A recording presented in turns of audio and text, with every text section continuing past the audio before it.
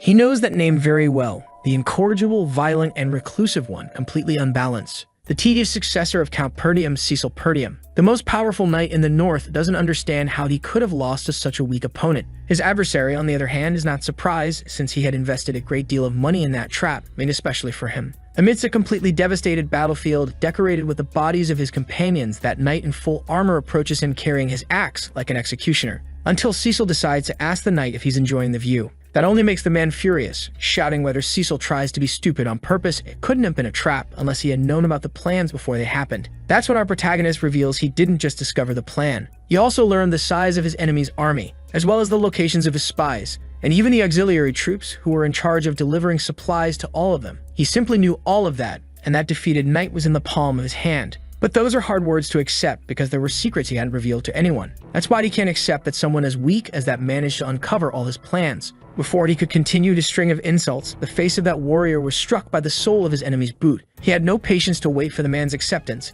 and told him to shut up. Throwing his helmet to the ground, our protagonist said he could be attacked as many times as they wanted, because he would win every upcoming war. Taunting his enemy, he asked if he knew why that would happen. And before he could answer, the boy said it's because he always has a plan. A year ago, life was unfolding normally around the territory of Perdium, within the kingdom of Lithuania. That was when the boy woke up, still very confused, staring at his own hands, not understanding what was happening. The biggest surprise wasn't waking up in that bed. It was realizing he was still alive. That should have been completely impossible because he was sure of what had happened just moments before. A great clash of swords had occurred, and because of the force of the impact, he was completely disarmed. His body was already covered in wounds, and he was utterly exhausted from the prolonged battle. That final effort had come at a cost. All of his wounds collapsed at once. His opponent had declared the battle over, and that the king of mercenaries, one of the 7 most powerful men on the continent, had been defeated. That also symbolized the end of the war. Our protagonist's enemy was a knight who was also one of the 7 most powerful men on the continent. His name was Aiden. Pointing his sword at the boy, he asked if he had any last words, and Cecil revealed that his only regret was being unable to complete his revenge. Completely furious, he urged his opponent to finish the battle quickly. Aiden responded with a mocking smile, saying he was nothing but an ignorant fool. He had known that Mercenary was the successor of the fallen Perdium house, but he heard that he abandoned the land after his sister's death. That piqued the interest of our protagonist, who asked how a noble from another land would know such a thing. Aiden said it was inevitable. He had reached a point where he searched for any and all information about the king of mercenaries. Besides that, he had also allied himself with Duke Delphine to completely destroy the Perdium family. That shocking revelation filled our protagonist with overwhelming stress. He never imagined that there had been a collaboration among nobles to bring down his family. The Duke wasn't solely responsible. Aiden said it would be a waste of time to explain it all to someone who was about to die, so he would put an end to this story. But those few words reignited Cecil's spirit, and he began to shout that he would never forgive that man. Ignoring his threats, Aiden said that dying knight could do as he pleased. Then, promptly performing a height reduction surgery on the boy, he left him precisely 1 head shorter. It's all of that Cecil now remembers. It all happened just minutes ago, but now his neck is completely intact. His thoughts are hazy, and he begins to wonder if it was all just an illusion, also noticing that he looks much younger. Suspicious and glancing around, he thinks he might have been captured by mages and used as a lab rat, deciding that he'll make those arrogant fools regret what they did to him. That's when someone else entered the tent. It was a familiar voice asking what had happened to the young master. Ricardo, a soldier from his household, knew the young master was already up and asked if he was planning to leave now. But that soldier was soon caught off guard. The young master had his sword pointed at his throat. Cecil said he would let him live as long as he answered all his questions, making it very clear that the soldier should be fully committed to answering them. For a moment, the soldier looked worried, but it didn't take long before he stopped taking any of it seriously. With an exaggerated reaction, he said this was over the top even for the young master. It was starting to get ridiculous. Cecil couldn't understand how the soldier stayed so calm even while being threatened. His composure left the boy confused. Pushing the boy aside, the soldier said Cecil had fallen asleep after throwing a massive tantrum, which confused our protagonist even more. Touching his own neck, making sure there wasn't a scratch, Ricardo asked if the boy had forgotten what he did. He had insisted on leading the attack against the orcs. All that information left Cecil increasingly confused. He couldn't believe he had thrown a tantrum. That was simply absurd. But Ricardo told him to gather his things quickly, because he'd be waiting outside. Still confused, the boy asked where they were going, and the soldier said there was only one possible answer. They were heading back to Perdium territory. That's when Cecil finally began to realize what was happening. His family's land. Even in his confusion, he remembered how things turned out, and grabbing the soldier's shoulder, he asked him to say that one more time. He wanted to know if they were really heading to the territory that had once been completely ruined. After a brief conversation with the soldier, Cecil climbed to the top of a hill, able to see with his own eyes the lands belonging to his family. There was no doubt. That land belonged to his family, but everything was perfectly well maintained. He had seen it completely destroyed with his own eyes. Ricardo approached him quietly and whispered, asking if the young master was all right. He knew they were poor, but the boys shouldn't say things like that about their land, that it was ruined or he might provoke his father's wrath. Cecil immediately pinched his own cheek, trying to figure out if he was dreaming. As he heard his own face and became sure this wasn't a dream, Ricardo watched him with concern. The young master seemed completely out of sorts. The boy looked much younger, and his family's lands were still as they were always meant to be. That could only mean that somehow he had returned to the past. When he was a child, Cecil resented his family for being poor. With very immature behavior and a deep inferiority complex, he often caused shameful scenes, to the point where even his own family began to avoid him. One day, he abandoned his homeland because he couldn't handle the constant criticism anymore. Years later, he became a mercenary. He survived countless battles, gradually built his reputation, and honed his skills, until he returned to the lands that once belonged to his family. But when he arrived, everything had been completely destroyed.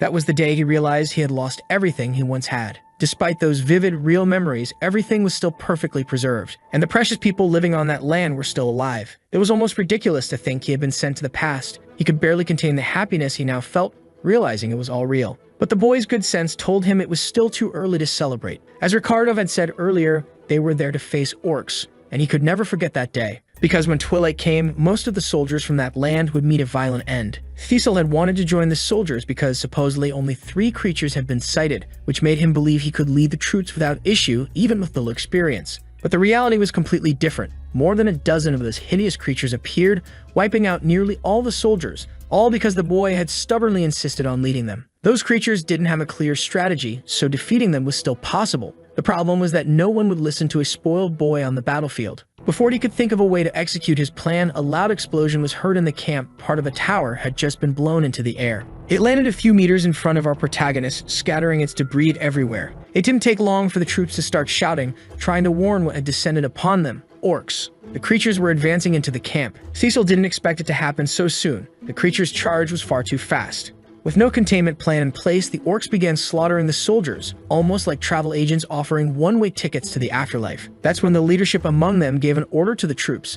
They were to form up immediately. That knight's name is Skovin, and he's the commander of the expedition. He told the soldiers to stay calm as they needed to take up defensive positions. But chaos had already taken over the battlefield. The orcs had turned into butchers. Skovin hadn't been expecting anything like this. He realized they had been ambushed and there were many more creatures than had been reported. At that pace, it was only a matter of time before they were all defeated. In the heat of battle, someone called out to the commander. There was a warning. He had to look behind him immediately. His life was in danger. Even knowing what was about to happen, there wasn't enough time for him to react, and the one who gave the warning had to take action. Our protagonist's hand grabbed the commander by the shoulders. Managing to throw him out of reach, he pulled the man away from the creature's blade. Skovin saw everything that had happened, but still couldn't believe it. It was the young master standing on the front lines of the battle. But even more unbelievable was what he had done, intercepting that attack with his own blade. Before the monster could react to the strike, its arm was hit. Certainly, more than the pain the creature felt, the shock from the commander and his troops was even greater. The orc began to roar in rage, realizing what had just happened,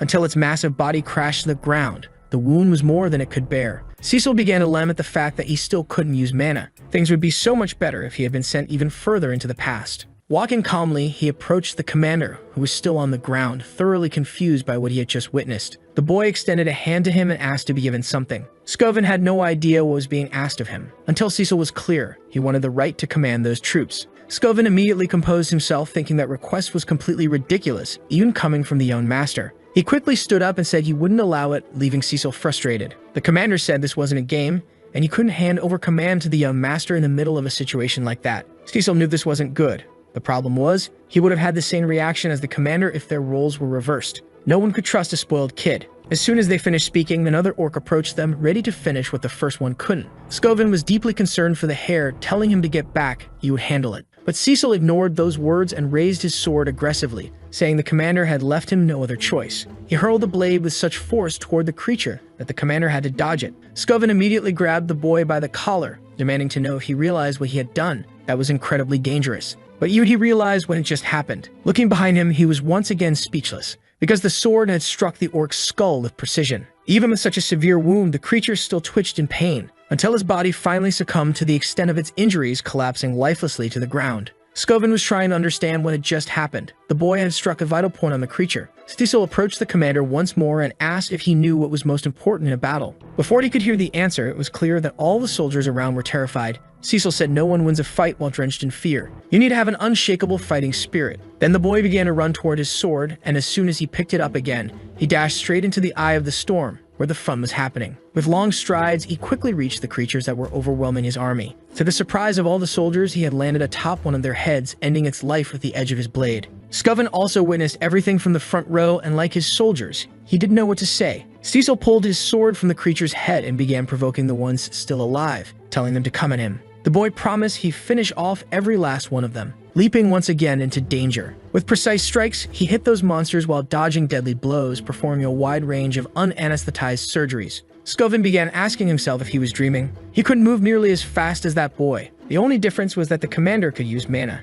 That fragile boy shouldn't be capable of any of this. Even though it was hard to believe, he could already see the boy was becoming very exhausted. Still, he managed to dodge using the smallest movement possible, conserving what little energy he had, and he struck vital points with single attacks strong enough that there was no need to hit twice. He was practically a sword master who hadn't yet learned to use mana. Maybe Scovin thought that boy could become even more powerful than the current sword master. In the middle of the battle, Cecil continued provoking the creatures, saying he was just warming up. The taunt seemed to work, and all those monsters began to chase him, determined to end his life and crush his bones. The soldiers saw what was happening, and one of them wondered if the young master was running away. It didn't take long for them to turn their attention to the commander. They needed orders. Scovin was still in shock, trying to understand what the young master was doing. A boy had jumped into battle and drawn all the enemy's attention to himself, and right after that began to retreat from the battlefield. But the direction he chose was strange. He was heading straight toward the cliff. Using his full ear-separating capabilities, Scovin finally understood what the boy was trying to do. It was indeed a very bold strategy. That's when he turned and ordered his troops to raise their shields,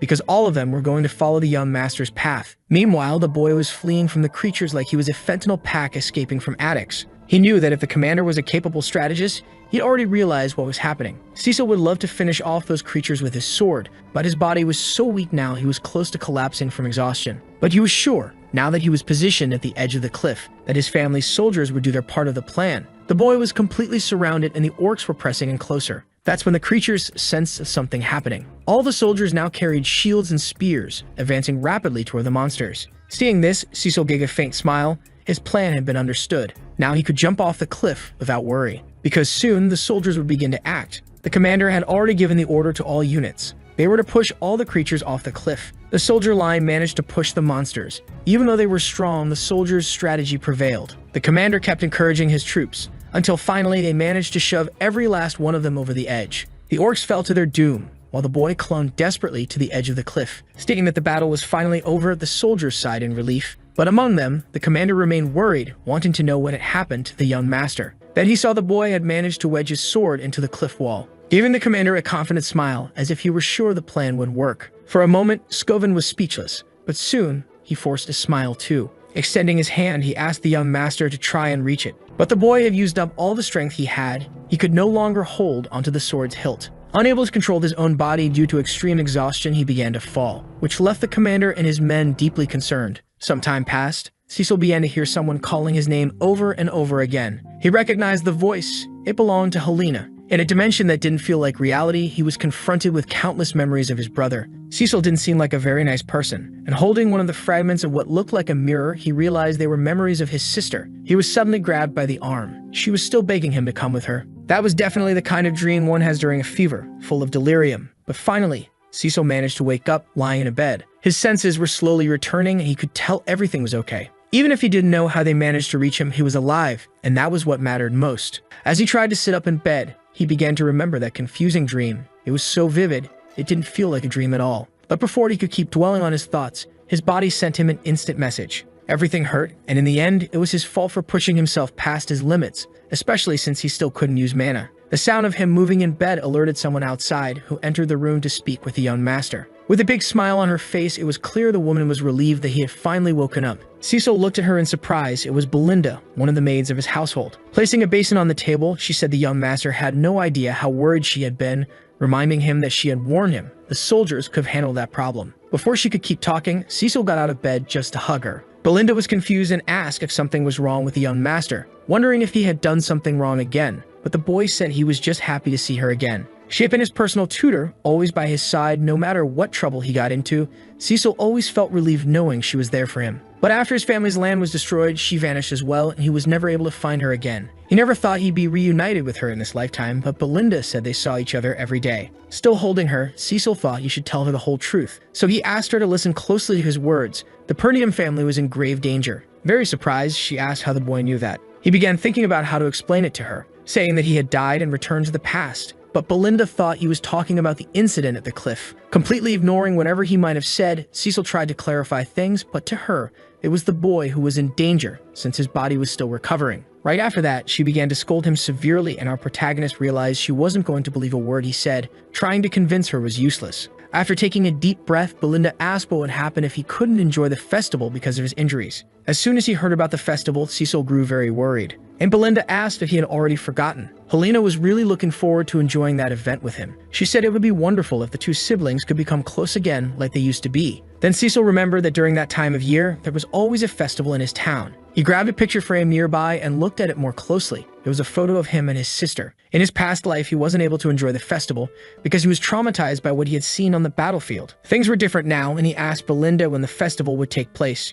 She said it was in 1 week. Now the boy had a sense of his time limit, because there was one day in particular that changed his life forever, until someone opened the door and asked if Cecil was in there. The memory he had of that day had haunted him for his entire life. He remembered Helena begging him to go with her to the festival, and the person who entered the room was his sister. In 1 week, she would lose her life. The moment he saw his sister again after so many years, Cecil ran over to hug her. Belinda was so caught off guard she didn't know how to react either. Helena was immediately confused and thought her brother might be playing some kind of prank. Still holding her, Cecil said he had missed her. Helena began to find the whole thing repulsive and pushed her brother away. Cecil felt that the push actually hurt a little and began wondering if his sister had always been that strong. Helena said she only came because Belinda asked her to, but she made it clear she wouldn't forgive her brother so easily, and the boy had no idea what she was talking about. Then she reminded him of what he had said to her, to stay far away because even the sound of her breathing annoyed him. Cecil couldn't believe he had ever said something like that. He knew he hadn't been very close to his sister in the past, but hearing that made him realize he had truly been despicable, so he apologized to her. Belinda and Helena could hardly believe what was happening. The girl thought her brother must have been hit on the head, which would explain why he was acting so strangely. Cecil said he was the one who defeated the creatures, and he couldn't stand hearing them say he'd been beaten up by them anymore. As soon as he finished saying that, he felt his entire body ache all over again. Helena said it was hard to believe him considering his body had been carried into that room on a stretcher. While he groaned in pain, the two of them began to laugh, but that didn't bother him. He simply realized that he was living his life again, and that simple moment was playing out exactly as he remembered it. It was even hard to understand why he had wasted his life. He had refused his sister's invitation to go to the festival because of what happened during the expedition with the soldiers. That refusal was the last time he saw her in his life. Helena's body was found next to her guards in several pieces. The regret still burns in his chest. He feels he should have gone with her that day. Lost in thought, he heard someone knocking at the door, asking for permission to enter. It was Helena's personal guards, Jamal and Felipe. The girl asked if something had happened, since she had told them to wait outside. The guards apologized, but they were delivering a message from the servants. Helena needed to supervise the festival materials. Cecil wondered why his sister was in charge of such a task. Belinda said he'd know if he paid attention, and if a noble had to do something like that, it meant the workforce in their territory was running short. He couldn't imagine things had really gotten that bad. As his sister left to handle the task, he realized how awful he had been in the past. He hadn't cared at all about what really mattered. Determined to live a different life, he said he helped too, which caught his sister by surprise. Helena looked back, visibly worried. Her brother had changed a lot. Belinda had the same reaction, and now both of them were really starting to believe the boy must have hit his head somewhere. Once outside the house, they headed to the town square, where the festival would take place. The presence of our protagonist made everyone around feel uneasy. Helena told him to leave, saying he was only getting in the way. But the boy insisted on trying to help her. Helena said the best help he could offer was to walk away from the square. Cecil knew his sister's body had been found in the alleys not far from there. She was surely lured or dragged away against her will. To prevent that from happening, he needed to understand what was going on inside the castle. While being pushed by his sister, one of the guards approached the boy to speak with him. Cecil immediately recognized the man's voice. It was old Fergus, who, breathing heavily, said he was relieved to see the young master safe. As a loyal knight, he had come as quickly as possible after hearing that the boy had been beaten by orcs. Cecil asked him not to bring up that subject again. To Helena, that was the perfect opportunity. She asked the knight to take her brother back to his room since he'd been acting strange ever since he woke up. Cecil thought to himself that his reputation was definitely a problem. Since he couldn't change much of what he was living right now, he decided he'd gather more information throughout the week. Turning to Fergus, he asked about the training hall in the castle and requested to be taken there. The man was surprised. He had no idea what the young master intended to do. Then Cecil told him he was going to start training. Having known the young master since he was a child, the old man couldn't help but be very surprised. Agreeing to the boy's request, he showed him the way. As soon as he arrived at the hall, Cecil was amazed. The whole place was very well maintained. It was truly impressive. He realized he'd be able to train there without any trouble. Back in his days as a mercenary, he had never dreamed of having a place as good as that. Fergus said he had kept the place in great shape, hoping that one day the young master would want to use it. He thought the boy had strayed for a while, but he always held hope that it wouldn't last forever. Cecil realized that even in his past life, that man still held on to hope, in a way that made him feel deeply embarrassed. He wished that old man could live a long and peaceful life, because dying is no pleasant thing. Fergus smiled at that remark, as if the young master had already lived a long time. Cecil said he was as sharp as ever, claiming he had died and come back to life, but Fergus politely asked him to stop with such nonsense. The boy dismissed the knight from the room, saying he would begin his training, and Fergus assured him he would remain nearby. In his first life at that age, he thought everyone around him was his enemy, but now he realized he had just been a fool. Now the boy had 1 week to put part of his training into practice. The son of another noble family had been blamed for what happened to his sister. That ended up forcing a territorial war between the two families, which triggered the beginning of their downfall. In other words, Helena's death was the spark that led to a major catastrophe. But now the boy would do everything the right way, and it would all begin with his training. He needed to strengthen his body. The problem was that he didn't have much time to explore. At the very least, he needed to master mana. This was a supernatural resource that allowed humans to push past their physical limits. Most people struggled to sense that energy, but even in the chaos of battle, Cecil had been able to train his mana. The secret was to gather every particle from the air and compress them into a large orb. Cecil had survived thousands of battles. Creating a mana core was far from the hardest thing he had ever done. It was no surprise he became one of the 7 most powerful men on the entire continent. In his past life, he had come across some interesting notes that inspired him to develop his own technique. Cecil discovered he could add more than 1 mana core, and even under these conditions, he was reaching his 3rd. All humans are born with them. The secret of his technique was to unite all of them. This increased his power greatly, but his body was soon overwhelmed by pain. Completely overloaded, blood began to flow from his mouth and nose. After that training session, he realized that 3 was his current limit. In his past life, he had managed to create 5. That technique allowed him to generate explosive and devastating power, but it consumed enormous amounts of mana. In fact, that was one of the issues that led to his defeat in his previous life. He had faced that enemy already drained. If the circumstances had been different, Cecil wouldn't have lost. The technique he created had always been unstable, but it would be useful now, because time and youth were on his side. Aiden would be the one eliminated when they met again. He would make sure that Duke Delphine and all who hid in his shadow would be completely crushed by his hand. Finally, the day of the festival arrived. Our protagonist had spent all that time training, and now he was getting dressed with a sword at his waist.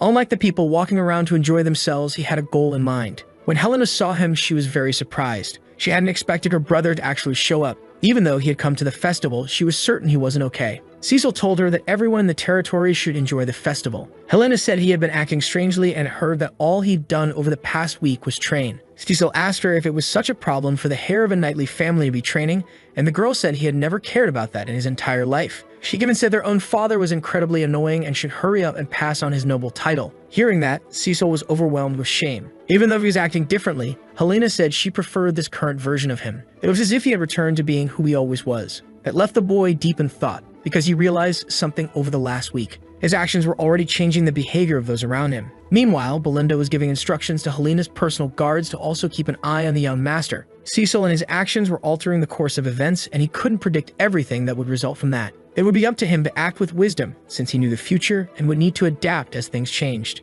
And for what is going to happen that night, he is already prepared. Helena is buying all kinds of things at the festival, while Cecil remains alert. She walks around the place without a care in the world, but the boy stays vigilant. At the end of the night, she says this was all really fun, but that it's always the same thing every year. She wishes there was something new to do. Cecil noticed the festival was almost over and nothing had happened so far. Maybe his presence was already changing things. Still deep in thought, he heard someone asking his sister if she'd like to try something new. He said he'd heard from a friend that something different was happening in another neighborhood. Helena said she'd blame him if it turned out not to be fun, and Cecil watched her walk away. Now he was sure who was responsible. It was her personal guards, the true traitors and the ones responsible for the great tragedy. Those two had been in charge of protecting her ever since Helena was a small child. They were the most trusted people around her. In the past, it was said they had died trying to protect her, but the boy realized they were involved. They were definitely traitors. Cecil followed them too, and the guards claimed they had finally arrived at the location. They were in a dead-end alley, and there was absolutely nothing in that place. Helena even tried looking around, but there was nothing, and on top of that, the place was filthy. One of the guards said things weren't ready yet, but he was sure the festival would soon begin there. Helena told him he was being ridiculous. It was obvious nothing was going to happen in that place. After examining the surroundings, Cecil realized what was really going on. It wasn't a dead-end alley. The streets that could serve as exits had been completely blocked off. This was clearly a setup. Before he could do anything, Helena grabbed him by the arm. She wanted to leave, saying this must be the wrong place. One of the guards tried to get her to wait just a little longer. Once again, Cecil couldn't understand how his sister was so strong. He asked if she had been secretly training. Without noticing, Helena bumped into one of her guards who was blocking her path. He said they should wait just a bit more. Since Philip was being more assertive, the girl found his behavior strange. She said the two of them were acting weird. Then Jomal said it was never their intention to scare her, but they had accepted a very interesting offer. Helena was completely shocked by those words. That's when another person revealed they were there too. And that mysterious man was accompanied by two henchmen. His name was Frank, and he said the soldiers had fulfilled their part of the plan. Jomal approached him, saying it was obvious they'd be able to pull it off. Now it was time for the next step. Frank noticed that the Count's son was also there and was certain he hadn't been part of the deal. Our boy remained unfazed while Helena couldn't stop trembling in fear. The corrupt guard said the boy was a bonus reward. He had followed them all the way there without realizing he was walking into his grave. Cecil asked if the guard really believed he'd walk away alive after selling out the Count's children. Jomal said the boy should start worrying about himself since the two guards had earned enough money to live the rest of their lives without lifting a finger. They were tired of that miserable, despicable place. Always poor, always under attack by barbarians. He revealed they weren't the only ones who wanted to leave that land. Before he could continue with his generic speech, our boy sliced through the corrupt guard's body. Jomal didn't even have time to understand what his eyes had just witnessed. That sudden strike left everyone in the alley horrified, and those who weren't scared were now speechless. Cecil said that was no excuse for selling out him and his sister. Now he could turn his attention to the other traitor. Philip couldn't believe his companion had been defeated, not when the enemy was someone so weak. He grabbed Helena in an attempt to shield himself, but it was useless. His skull was pierced by our protagonist's sword. He began to fall while writhing in pain. His body, too, became part of the decor of that dark alley. Frank's henchmen started asking if this was really the Count's useless son, because they hadn't expected him to have combat experience. Frank also noticed something was different. He figured the guards had been caught off guard, but for the boy to take down two in a row in just seconds was truly impressive. On top of that, he could also channel mana into his attacks. Helena remained absolutely terrified and asked Cecil what was happening. Our boy held back his words. He's not going to tell her the truth just yet. And with a precise strike of his hand, he left the girl unconscious. He did it so she wouldn't witness what was about to happen in that place. But as soon as he laid his sister's body on the ground, that killer politely said thank you, because they were going to eliminate the guards too, and he said the boy was very different from the rumors. With a pipe in his mouth, the man with glasses asked if Cecil was hiding his true abilities. And with a sword in his hand, our boy said that the answer to that didn't matter. But he was already thinking about his strategy to defeat three enemies. Those henchmen weren't that dangerous. The only real problem was the man with glasses, who seemed to have a high mana level. Cecil knew he had to keep that battle as short as possible, and he was already preparing some threads in his hands. He asked those men who had hired them, and Frank replied that it didn't matter because the boy would die soon. And our protagonist admitted he didn't expect them to cooperate anyway, stating that in just a few moments, they'd wish they had. One of the henchmen got ready to fight him, but Frank told him not to. They keep the boy alive to make him suffer, driving the Count completely insane. The greater the pain he feels, the more repulsive his body will remain. As soon as they got the orders, those two assassins launched their attack. Unaware that, in truth, our boy had been the king of mercenaries in a past life. The first thing he did was throw an unlit candle toward them. The first assassin didn't know what that meant, and distracted by the candle, he couldn't see the slash coming right behind it. That blade pierced his head with perfect precision. The other assassin tried to flank him, telling our boy not to rely on dirty tricks. Their swords clashed for the first time. Cecil had no intention of letting that man live. Moving his hand quickly, he managed to immobilize the assassin's sword. Now disarmed, he wouldn't be able to block a blow from Cecil's sword. And so yet another person had their height forcibly and irreversibly reduced. As soon as he finished off the second, Cecil realized he had to stay alert, because Frank tried to strike immediately, aiming for his blind spot. If it weren't for the boy's skill, he wouldn't have been able to defend himself in such an unorthodox way. Even the assassin was impressed by that display. He was sure he completely masked his presence. It didn't take long for him to realize the boy had taken the offensive again. Launching a slash that nearly hit his head, Frank managed to dodge it but lost his pipe and nearly lost his neck. Since the two were close, the assassin counterattacked immediately. But Cecil, now wielding two swords, managed to block the blow. Frank said that was truly surprising. If he had less mana, his head wouldn't still be on his shoulders. Cecil was deeply frustrated knowing he'd landed the hit, but his opponent had blocked it using mana. Frank said he had no idea how the boy had learned such a strange fighting style, especially someone so young. And maybe he'd never get the answer, since the boy would die that night. Sounding quite confident, Frank said he wouldn't be defeated by someone with less mana than him. And that place would become our protagonist's grave. Even under pressure and facing all those threats, the boy kept smiling, which made the assassin extremely uneasy.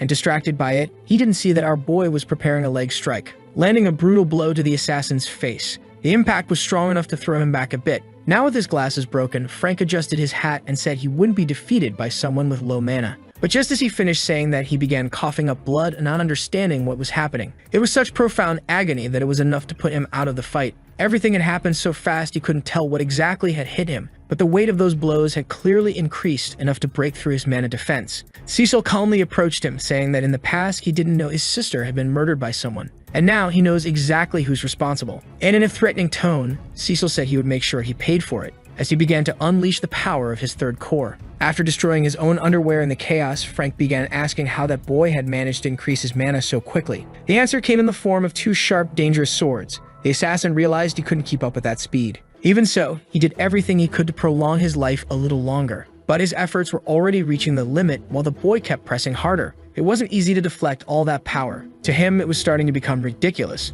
His hands were throbbing just from blocking those strikes. Even if he could amplify his own mana, the boy shouldn't be able to deliver such heavy blows. The assassin had never heard of any technique capable of producing something like that. It was as if he were facing a completely different person. Prepared to block another strike, the assassin positioned his sword, but forgot to tell it that it needed to stay intact. That's how our boy managed to land the first cut on that disgusting creature's body. The first one that actually made him feel pain and regret being in a place like that. Determined, Cecil pushed forward with his blade to finish the job, executing a piercing attack that couldn't possibly be blocked. It made the assassin writhe in pain, spitting blood violently. But before he could hit the ground, Cecil pinned him against the wall with his forearm. With the situation under control, he said he'd continue from where he left off. While keeping the assassin under his grip, he asked once again who had hired him. As a last resort and desperate to turn the battle around, the assassin tried to use a hidden dagger, trying to at least take the girl's life. He was already prepared to throw the blade. That's when he felt something strange. It was as if his hand was tied to something. Cecil suggested the assassin should stop trying those stupid tricks. It would be much better to start answering questions. If he were willing to cooperate, Cecil might consider removing the sword from his abdomen. But the assassin was realizing those threads were made of mana, and he couldn't move his own body. He didn't even know when the boy had prepared all of that. Cecil applied more pressure on the swords, saying that with the assassin's skill, he should be able to keep himself alive. Unless, of course, someone destroys his mana core. That's when the assassin realized his situation was becoming increasingly dangerous, because our boy had struck directly at his mana core. It didn't just cause sharp pain, it was something that burned him from the inside out. As soon as the core cracked, all that power began to spread through his body. Frank said the boy was insane, that could cause an explosion big enough to destroy the whole neighborhood. But Cecil assured him it was only risky for those without skill. He could make that method work without issue. That's when Frank realized his problems were only getting worse, because that look in the boy's eyes wasn't bluff. It was the look of someone willing to end his life. Desperate, the assassin confessed that it was Count Desmond who had hired him. He said he needed an excuse for House Perdium and House de Gaulle to go to war with one another. Cecil still tried to confirm the information, though he already felt like he had found the answer. Because in his past life, Duke Delphine always left the dirty work to less powerful nobles under his influence. The boy asked if that was why the assassin had come to kill his sister, and the man confirmed it. Now that he had all the information he needed, Cecil drove the sword even deeper into the man's abdomen. Frank panicked. He thought the boy had promised he would let him live. Cecil found it strange that the assassin was suddenly afraid of death after taking the lives of so many innocents. Since the situation was already irreversible, the assassin started to smile. His death wouldn't change anything. He had made sure House de Gaulle would have a reason to go to war, and no one would believe a useless boy like him. Soon the territorial war would destroy the boy's whole family. Tired of listening, our boy smashed the man's face, telling him he had something to say, that he had already died once. And now, everything was going to be completely different. With his mana core already at the limit, the assassin began screaming louder and louder. Far from there, the fireworks show lit up the sky, and our boy had finally finished settling those problems. Those who posed a threat are no longer alive. Cecil looked back once more, realizing that his sister was still unconscious but safe. With no strength left in his body, he let his sword fall. At last, he could feel some relief. The problem was that he had pushed his body too far. The pain from his technique started to set in. Collapsed on the ground, the boy began to vomit. Back when he was a mercenary king in his past life, using 3 mana cores wasn't difficult. He refused to lose consciousness in a situation like this. Making his way to one of the nearby buildings, he came across some abandoned bodies. He knew about this from his past life, and based on what the assassin said, these must be his other victims. That was the son of Count Diggold. He and his guard had been taken out, It was all part of the conspiracy against Cecil's family. As soon as word spread about what happened there, a massive territorial war would erupt. Cecil realized he got to get rid of the bodies. Setting the building on fire, he was determined to change the course of events. With his sister on his back, he began making his way home, unaware that he was being watched by a mysterious figure who vanished from sight the moment the boy continued on his path. The mysterious man is already being interrogated. The assassination had failed, and they wanted to know why he couldn't kill a single girl. He was trying to explain himself to those nobles, saying it was all Cecil Perdium's fault. The nobles found this version hard to believe, knowing the boy was considered a lost cause. He was notoriously known for being completely useless,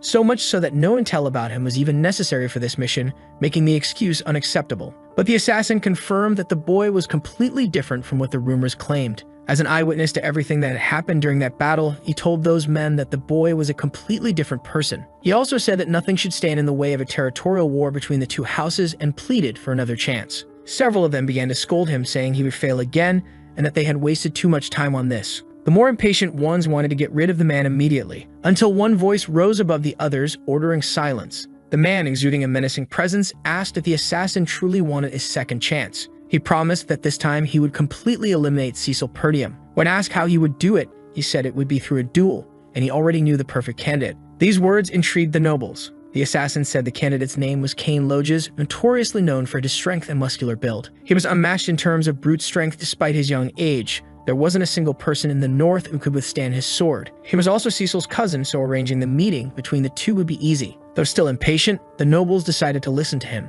Meanwhile, the man who stood above all others warned the assassin that another failure would certainly be the last of his entire life. Back at our protagonist's family estate, he continued with his training. An elderly guard apologized for interrupting him. He came to deliver news about his meal, but he didn't realize something was flying toward him. It was one of Cecil's mana threads attached to a sword nearby. It was promptly pulled toward the boy and cleanly caught by his hands. After performing a few cuts in the air with it, Cecil realized it was enough. That's when he noticed he was no longer alone in the hall. Fergus was there and, apologizing once again, said the boy had been too absorbed in his training. On Inglehadi's curiosity, he asked how the boy managed to do that. Holding the sword by just a thread, Cecil asked if he meant this, and the explanation was simple. It was a thread of mana, a technique he used daily in his past life, but one he still wasn't strong enough to fully unlock. The solution he found was to use only a single thread, due to his current mana limitations. Fergus said he had seen many things in his years as a knight, but that was truly impressive and unheard of. The old man knew the boy hadn't been able to use these kinds of abilities before and had even started training late. He wanted to know how Cecil was now able to do all of this, and our boy asked if he was bringing news. To his surprise, Fergus said he had come to thank him. Not knowing what for, the knight was clear. He was talking about what the boy had done for Helena's life. Cecil said he shouldn't be thanked as he had only done what anyone else in his place would have done. Now they could leave and get something to eat. Because of what happened to Helena, the rest of the festival had been cancelled. That assassination attempt had been truly serious. Helena was sitting at the table, furious that no one believed her when she said her brother was the one who saved her. She told Cecil he should do something about it, but he didn't care either. People wouldn't believe anything he said. When Belinda found out that Nina's personal guards had tried to do such a thing, she was furious. Cecil had managed to change the first major event of his life. Helena was alive. He had prevented a large territorial war from breaking out, at least for now, but he was sure his enemies would continue trying. Alone, he wouldn't be able to persevere forever. He needed to build a force of his own. Thinking about this, he got distracted when a maid entered the room. To put his plans into motion, Cecil realized he needed to know how his family's finances were doing. What was served to him as a meal at that moment was just a piece of bread. Cecil looked at it, confused. He asked Belinda why dessert was being served before the main course,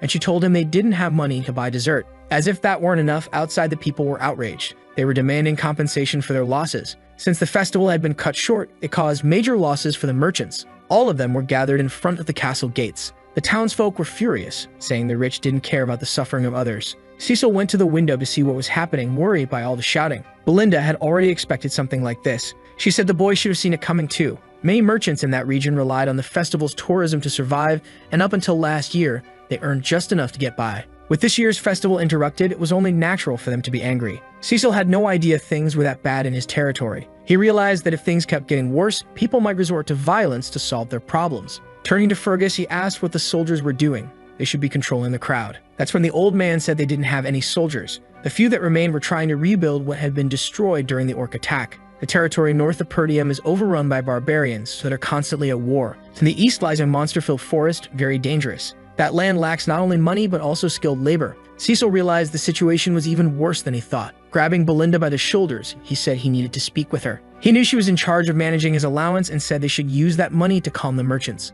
That's when she revealed he wasn't receiving any allowance. Cecil asked why that was, and she explained the benefit had been cut off because he kept wasting money. The boy realized he had no funds available at the moment. He immediately tried to borrow money from her, but Belinda had nothing either. Now sitting on the windowsill, he began to reflect. Everything that could help him was either unavailable or in short supply. It would be hard to start anything without money. His immediate priority was to gather some resources. While thinking about what he could do, a soldier ran hurriedly through the castle corridors. He went straight to the young master, bringing news. As soon as he saw Ricardo panting heavily, Cecil asked what was going on to make him rush like that. The soldier said the news was bad. Cain was looking for him. For a brief moment, our boy had to try to remember who that name belonged to. Meanwhile, the commander of the guards was being beaten. His attacker struck him repeatedly without mercy, treating with contempt the man who held authority over the region's army. The final blow was so strong it crushed the commander's armor. Finally, our protagonist arrived at the scene. Seeing the mess that had been made in that place, Cecil wasn't going to tolerate such things continuing to happen. That's when Cain noticed the person he'd been looking for had finally decided to show up. Standing before our protagonist, he tried to intimidate him. With false friendliness, he greeted his cousin, whom he hadn't seen in a long time. Even after witnessing all of that, Cecil wasn't intimidated in the slightest, and finally remembered who that person was. He was the heir of Count Loges, who had been an ally of his family for many years, Cain Loges. In his past life, he was both his only friend and his enemy. Cain approached our boy calmly, stepping over the body of the soldier he had knocked down. Cecil asked Ricardo what had happened in that place. He said they went there because there was a public promotion going on, and they found Cain accompanied by one of his guards. They were asking if the rumors about the young master were true. Scovin began explaining exactly what had happened. But before he could finish saying everything, Cain grabbed him by the face, thinking those words were nothing but lies. That's how everything had gone down in that place. Cain said his anger was justified because that old man was spreading lies about his cousin defeating orcs. So he decided the best course of action was to help the old soldier become clear-headed again. None of that would have happened if he hadn't chosen to tell those lies. Cecil realized that Cain wasn't there by coincidence, and besides, that was Cain's personality. He always treated Cecil as if he were his personal servant. Whenever he appeared on the lands of Cecil's family, he caused all kinds of trouble. No one was able to stop him. Even though he was troublesome, no one ever underestimated him. Practically the opposite of our protagonist, who had always been tormented by a sense of worthlessness. While Cain was constantly praised for his overwhelming confidence and charisma, Cecil was constantly compared to that pile of garbage. And the silence from our protagonist dragged on. Cain was waiting to be attacked, especially after calling the boy a liar in front of everyone. Not long ago, something had happened inside the Loges mansion. Someone came to Cain with a request to end the life of his cousin. And if he managed to do it, that person's master would provide full support to House Loges. Cain said ending that fool wasn't a problem. The issue was that he was also an heir to a noble family, so he couldn't just kill him without a reason. The man said that would be easy, as long as he was challenged to a duel. Just make it all look like an accident. He'd even accompany Cain in disguise, pretending to be his personal guard. An opportunity like that doesn't come around every day. Cain never thought someone would try to stop him from ending his cousin's life. But the truth is, he didn't care. He started to believe people were conspiring against Cecil before he could become an even greater threat. If that was the real motivation, he was eager to cooperate. Then, referring to our protagonist, he asked what he was waiting for. Cain found it strange that he was still silent. He should be bringing out everything he had prepared for him. Since the festival had been cancelled, Cain wanted to celebrate to lift his mood, saying they always saw eye to eye on that subject. He coldly asked what his friend thought of the idea. Cecil stayed quiet for a few moments, until he finally remembered something, asking if Cain was referring to that. He used to be forced to bring drinks and women to his cousin whenever he passed through that city. He only did it back then because he was afraid of being beaten. He was tired of spending his own money to accommodate that braggart. Then he immediately remembered he no longer received an allowance. Our boy seemed to have an epiphany. Before his eyes was an excellent opportunity. That was the way fate had given him to make money. Cain was growing more and more impatient and called out Cecil by name. He told him to hurry up and get what was asked for, because he didn't like to wait. Cecil said there was no problem, but there was something he needed to take care of first. He said his cousin owed him. Because of his completely different attitude, Cecil caused great confusion among those who were present. Cain asked what he owed him. Cecil began listing all the things he had already arranged for him. He said everything cost money and Cain owed him 1,000 gold coins. Cain insisted his cousin was exaggerating. That wouldn't be more than 100 coins. Not to mention Cecil used to do all that as a gesture of gratitude, a tribute of friendship. Cecil replied that that wasn't a model of friendship. He had just been acting like one. Then he said Cain should hurry up and pay him before he got crushed right there, because Cecil said he needed money. The people watching that exchange between the two began whispering among themselves. Ricardo was already terrified. He was certain the young master had completely lost his mind. Cain finally decided to stand up. He didn't like receiving that kind of response from Cecil, just because he had been too polite. He said Cecil was deluding himself, thinking he had gotten stronger, telling lies about defeating knights. That's why everyone in the north said he was a lost cause. Cain prepared to strike our protagonist, who was patiently waiting for him to approach, dodging the blow as if Cain's attack were moving in slow motion. Because of what he did, the people were stunned. Cain tried to strike again, but his fists couldn't land on the boy. On top of that, Cecil counterattacked, crushing one of that jerk's ribs. Cain felt so much pain he would have soiled himself if there had been anything in his intestines, and his suffering wasn't over yet. Cain was hit a second time. However, he managed to shield his face from that second blow. Even though he was blocked, Cecil remained calm, because Cain fell to the ground right after, unable to endure the force of that first hit. The assassin disguised as a knight rushed to him, asking if the boy was okay. Cecil acted like it was all a performance, telling his cousin to get up, since he had blocked the strike, and the disguised assassin asked how Cecil could be so bold. The onlookers who had gathered to see how things would unfold were asking themselves if Master Cecil had really struck down that mountain of muscle. Looking around, Cecil realized what they were aiming for. Now he knew exactly what their plan was. Cain asked his knight if his performance had been convincing. Receiving high praise, it had been excellent. Now they could blame Cecil, and he already had more than enough justification to challenge him to a duel. Thinking he would gain political support because of this, Cain was getting ready to issue the challenge. This was the perfect opportunity to rid himself of the pointless alliance his family had with Perdium. After pulling a glove from his pocket, he was about to propose the duel, saying the way he had been attacked was dishonorable, but he didn't get to finish his sentence, because his face was struck by a glove. Cecil had challenged him first. Caught off guard, Cain was deeply irritated. Cecil said he had been insulted in front of his people, and he was the heir of that land. One of his knights had also been assaulted. He wouldn't let it slide, and asked if Cain was planning to back out. After burning with rage, Cain went silent, until he started smiling, saying his cousin really had always been a fool, but he never imagined he'd dig his own grave like that. Then he accepted the duel that had been proposed, saying he shouldn't be blamed if a boy loses his life in the process. Poor Cain, he has no idea he's about to be brutally beaten by the protagonist. Cecil immediately called for Ricardo. He told him to gather all the merchants who had been protesting at the castle gates that day, because there would be a great opportunity for them, one that could bring in a lot of profit. The sudden end of the festival had disrupted the entire town, but there were still a few tourists around the region. All of them were likely eager to spend their time and the money they had brought. Cecil was planning to hold a major event to entertain them. Standing atop an arena, he was surrounded by his people. A duel between him and his cousin was about to begin, stirring a wave of betting. Some were eager to see the useless heir get what he deserved. Outside, the merchants were also managing to sell some goods. Others took the chance to place bets. It was practically unanimous. Everyone betting believed Cain would win, and the mountain of muscle drove his sword into the ground.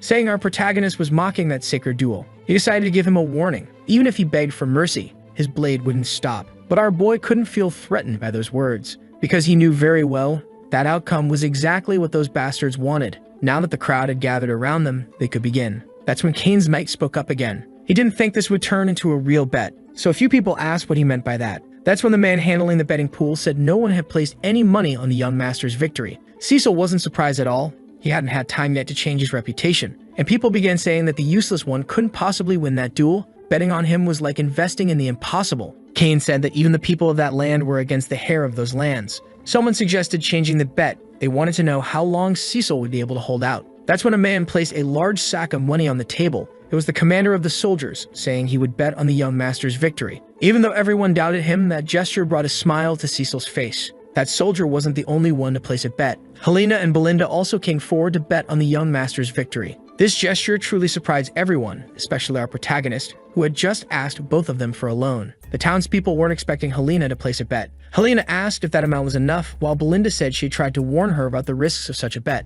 The disguised assassin didn't seem pleased by any of it, while Cain claimed this was all just a waste of time. Cecil said that since he was the older of the two, it wouldn't be proper for him to attack first. Even so, he began drawing his own sword, showing he was ready to start the fight. He told Cain to come at him. The mountain of muscle assumed it was just provocation. Preparing to attack, he said no one cared whether Cecil was older or not. As soon as the referee began the match, Cain launched himself furiously at his opponent. That mountain of trembolone-fueled muscle came down on our protagonist like a meteor. Their blades clashed brutally. Cecil had to use every ounce of his strength to keep defending. Cain said there was no need to act like he had a reputation to uphold, and with a swift move of his sword, he nearly disarmed our boy. He also tried to strike him with the hilt, but Cecil dodged easily. Still, he had to avoid the follow-up attack as well, because his cousin was wielding that sword like a giant club. The spectators realized something. Cain only needed to land one hit to win. Cecil, on the other hand, didn't look the least bit impressed by what was happening. Belinda was starting to get very worried and asked Helena if they should stop it, but the girl didn't seem concerned either.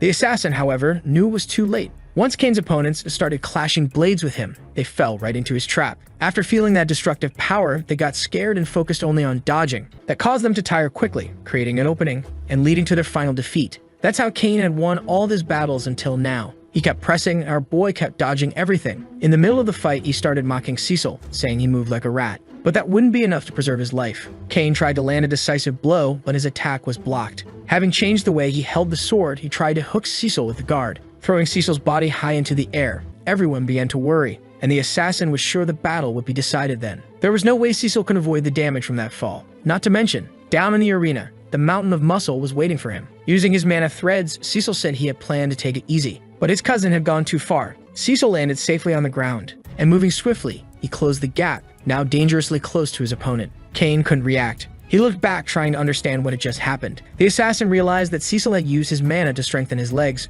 That's how he closed the distance. It had been only a small demonstration of his power. Cecil said his cousin used that crude technique to intimidate his enemies, but now he was going to help him understand the truth. Kane began to feel insulted by such a comment. Preparing to attack again, he said his cousin wasn't capable of doing anything to him. And before he could deliver his blow, Cecil kicked the hilt of his sword. While neutralizing that attack, he also managed to slash Kane's arm. Before he hit the ground, Cecil landed several more strikes. All of it only served to make the mountain of muscle even angrier. Even though his blows were fast, he still couldn't land a single hit on Cecil. This time, our boy managed to immobilize his enemy's blade by stepping on it. That gave him the perfect opening to deliver a clean strike. His movement was faster than Kane's reaction, and that blade sliced across his neck. Cecil remains completely calm, while his enemy's body began to show all the wounds it had accumulated. Several people were watching that duel, and now they're surprised by the turn it had taken. It's hard to believe Cecil has improved so much. Some are beginning to think he might actually win. From Helena's posture, it's clear she never doubted for a second. Even the commander of the soldiers started to smile. While the disguised assassin was busy destroying yet another pair of underwear, Kane noticed that all of his wounds were superficial, realizing that Cecil had done it on purpose. A bit frightened, he began to wonder when that useless boy had managed to improve so much. Meanwhile, Cecil watched him with a touch of disdain, until he decided to throw away his own sword. As the blade dragged along the ground, Cecil said this would be fun as the gap between them was too great, saying he would continue the duel using only his bare hands. This time, Kane felt deeply insulted, while our protagonist felt it was time to teach a lesson to that mountain of muscle, and he would do it with his own hands, no matter what. Kane didn't like those words at all, and began questioning our protagonist about what exactly he planned to teach. Cecil stated that the mountain of muscle couldn't withstand his sword technique, so he decided to fight with just his hands, since his cousin always bragged about his strength. As further motivation, he said he would double their bet. If Cecil walked out victorious, he'd receive 2,000 gold coins. To the citizens of that city, this challenge was absurd. They didn't believe the young master could win unarmed. Even the disguised assassin was speechless, thinking this was making things far too easy. He realized this was the ideal setup. Fate was on their side. There's no way the musclehead could lose under these conditions. And the man responsible for the bets didn't waste any time, immediately calling everyone to wager on this new phase of the fight. This greatly excited those who were watching the duel. But after witnessing a bit of Cecil's strength, people were becoming a bit more confident that the young master might actually surprise everyone. Kane ended up feeling greatly underestimated, which only made him angrier. Cecil assured him that his juice-loving cousin could use his sword if he wanted to, and by then he was completely out of control, taking off the coat he had been wearing. Like a wild beast unleashed, Kane charged at our protagonist with his sword. Belinda was extremely nervous about all of this, wishing the young master would be a bit more cautious and use his sword. Kane was entirely driven by the madness of the moment, believing this time he would win. Cecil, on the other hand, was certain that what his cousin needed most right now was an unforgettable beating. Even though the attack had been fast, it wasn't enough to hit our protagonist, who used that opportunity to move in closer and closer. His steps in the arena were extremely light. He managed to circle his cousin with ease, striking his body every time an opportunity arose.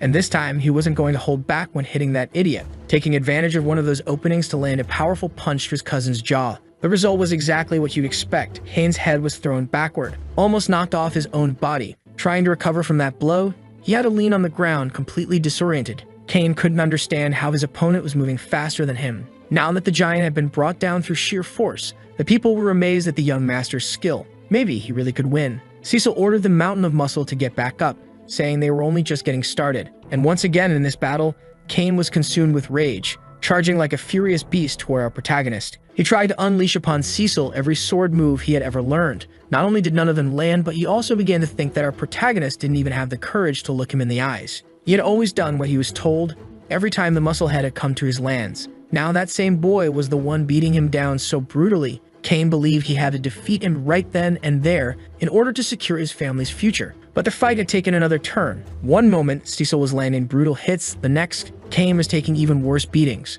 With his face completely disfigured, he still couldn't understand what was happening. That's when Cecil grabbed him by the hair, lifting the face of that mountain of muscles. Our protagonist said he felt sorry for his cousin's father, because the Count was one of the few people who helped the Pernium family when they were on the verge of ruin, all due to the friendship he had with our protagonist's father. Even in the face of such a noble gesture, his son is completely different. That seemed to awaken something in the boy's memories. Many years ago, he had questioned his father about why he was sending aid to the Pernium family. They were also going through difficult times, and the boy didn't understand why his father would do all that for the sake of friendship if his friend's territory was doomed. It was something the boy was completely incapable of understanding. His father was already heading to that territory once again. He tried to ask the Count not to go. His father was the only one helping those people. All the other nobles were ignoring the situation. In response to his son's questioning, the Count said there was no special reason for doing it, because they were friends. That's what the mountain of muscle ended up remembering. Our protagonist's hand was about to crush his face once again. But unlike the previous times, Cain simply closed his eyes.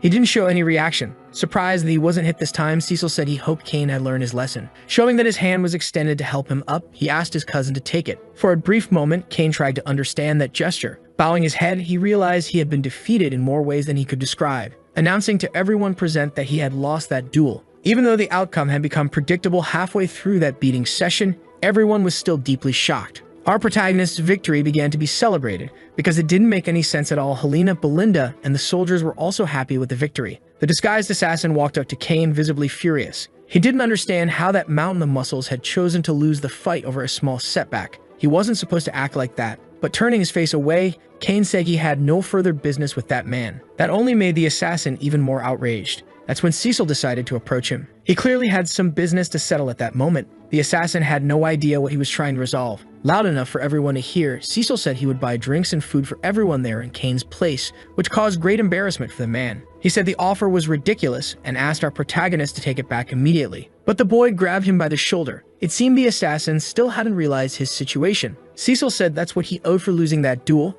and he was sure the man carried a lot of money, which he owed to our protagonist. A total of 3,000 gold coins, which he would definitely not forget to pay. Cecil used all his persuasive power to make it clear to the man that he strongly recommended not trying to run away without paying his debt, and the assassin realized his situation had become quite complicated. As soon as he agreed to those terms, Cecil made his way out of the arena. The next day, our protagonist was in his room. He placed a large chest on the table. As soon as he opened it, he realized it was overflowing with gold coins. That might be enough for him to hire a small army of mercenaries. The amount was generous, and it would take some time before he could earn money consistently, but Cecil knew life wouldn't wait for him, and he had big plans ahead. Belinda and Helena watched with great interest. Feeling a bit uncomfortable, Cecil asked what they wanted. Helena wanted to know what her brother was going to do with all that money. Cecil asked if she wanted some, but the girl said she was just asking a question. Belinda said the answer was pretty obvious. She already knew where the young master was going to spend his money. Amelia's birthday was coming up, and she imagined the young master had done all this because of that occasion. He was going to buy her a very expensive gift.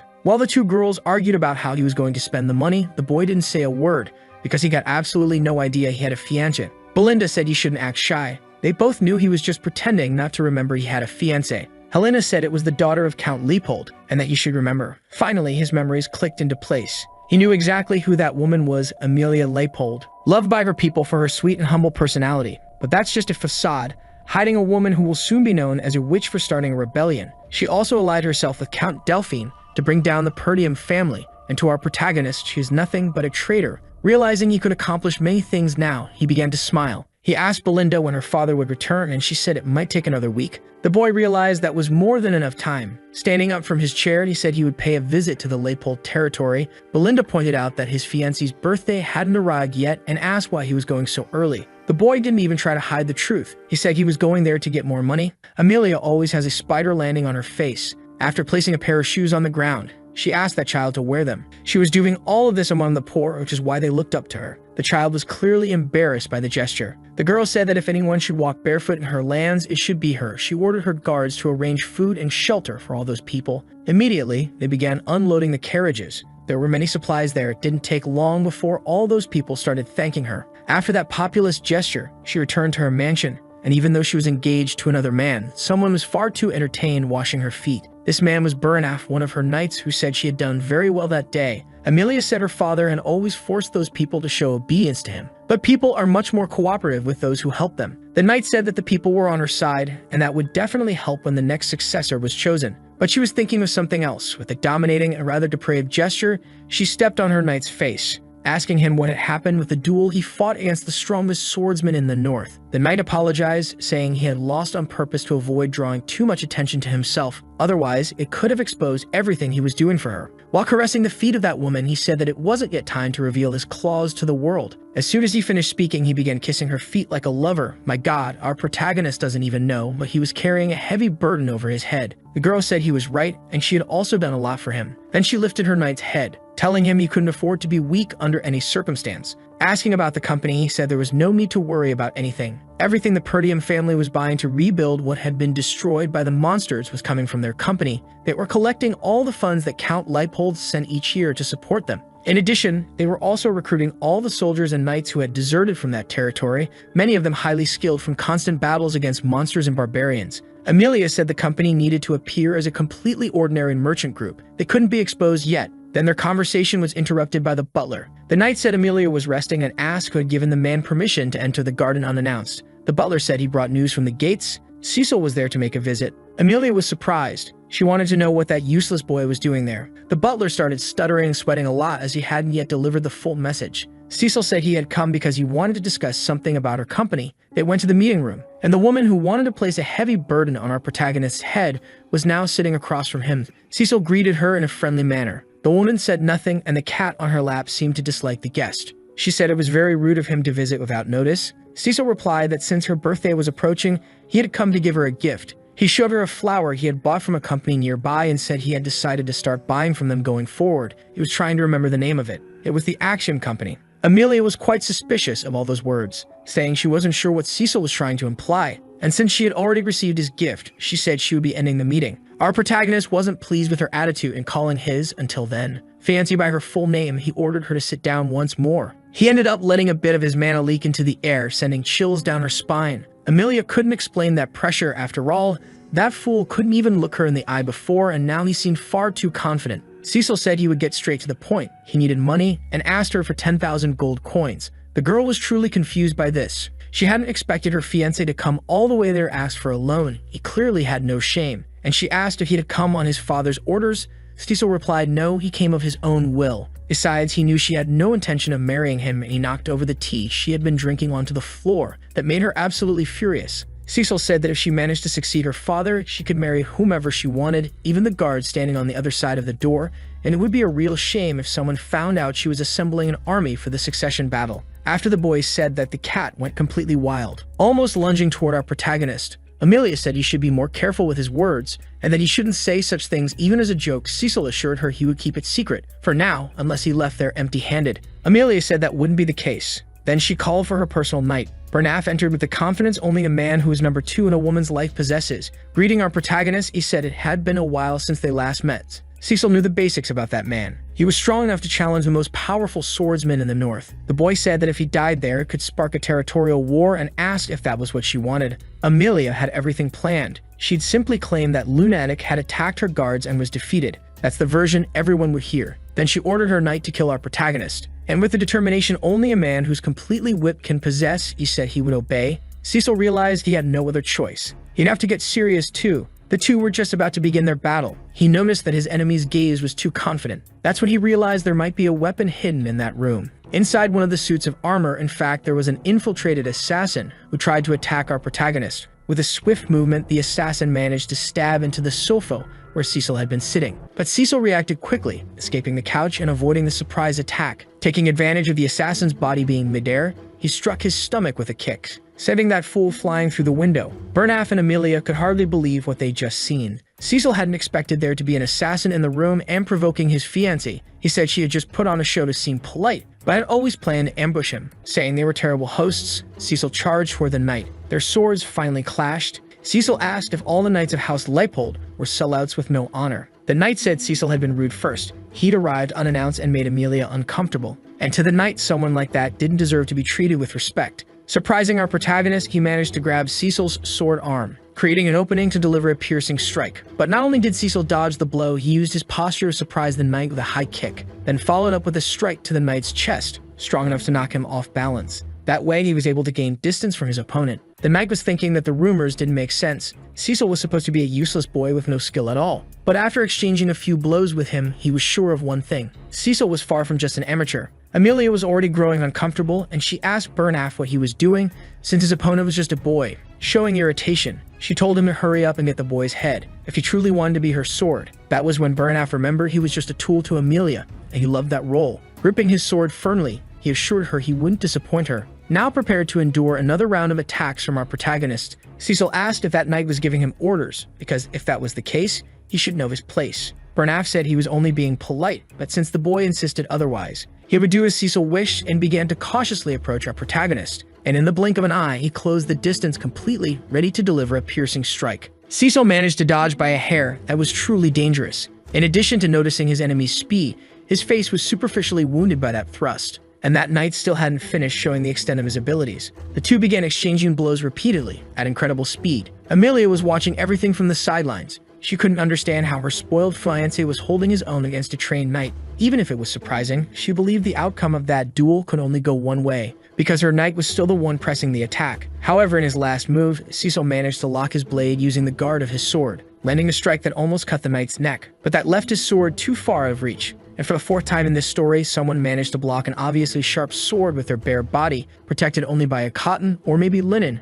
shirt. Let's not forget that Cain once held the blade like it wasn't sharp at all. Bizarre. Anyway, the knight took advantage of the situation to strike, but missed once again. Cecil told him he had already seen that move before. Knowing his opponent's attack pattern, he was able to surprise him. The boy was shifting direction rapidly, but his opponent maintained his stance, avoiding being struck by the boy's kick. The knight said the counterattack wouldn't work twice. Then threw our protagonist's body toward the ground. Cecil braced for impact, and the impact came. The force wasn't gentle at all. Now the knight's blade had a clear path to pin our protagonist to the floor, but at the last second, Cecil disrupted his opponent's move, changing the sword's trajectory. Immediately after that, he managed to put some distance between them, but he had lost his sword in the process. Cecil realized that the knight was using mana to withstand his attacks. Bernaf said the boy was nothing like the rumors, and admitted you only really know someone after fighting them. He realized that Cecil's swordsmanship came from experience, not formal training. He figured the boy had fought so much against barbarians that he picked up their techniques. Throwing the boy's sword far away, he said that technique might work in the chaos of the battlefield,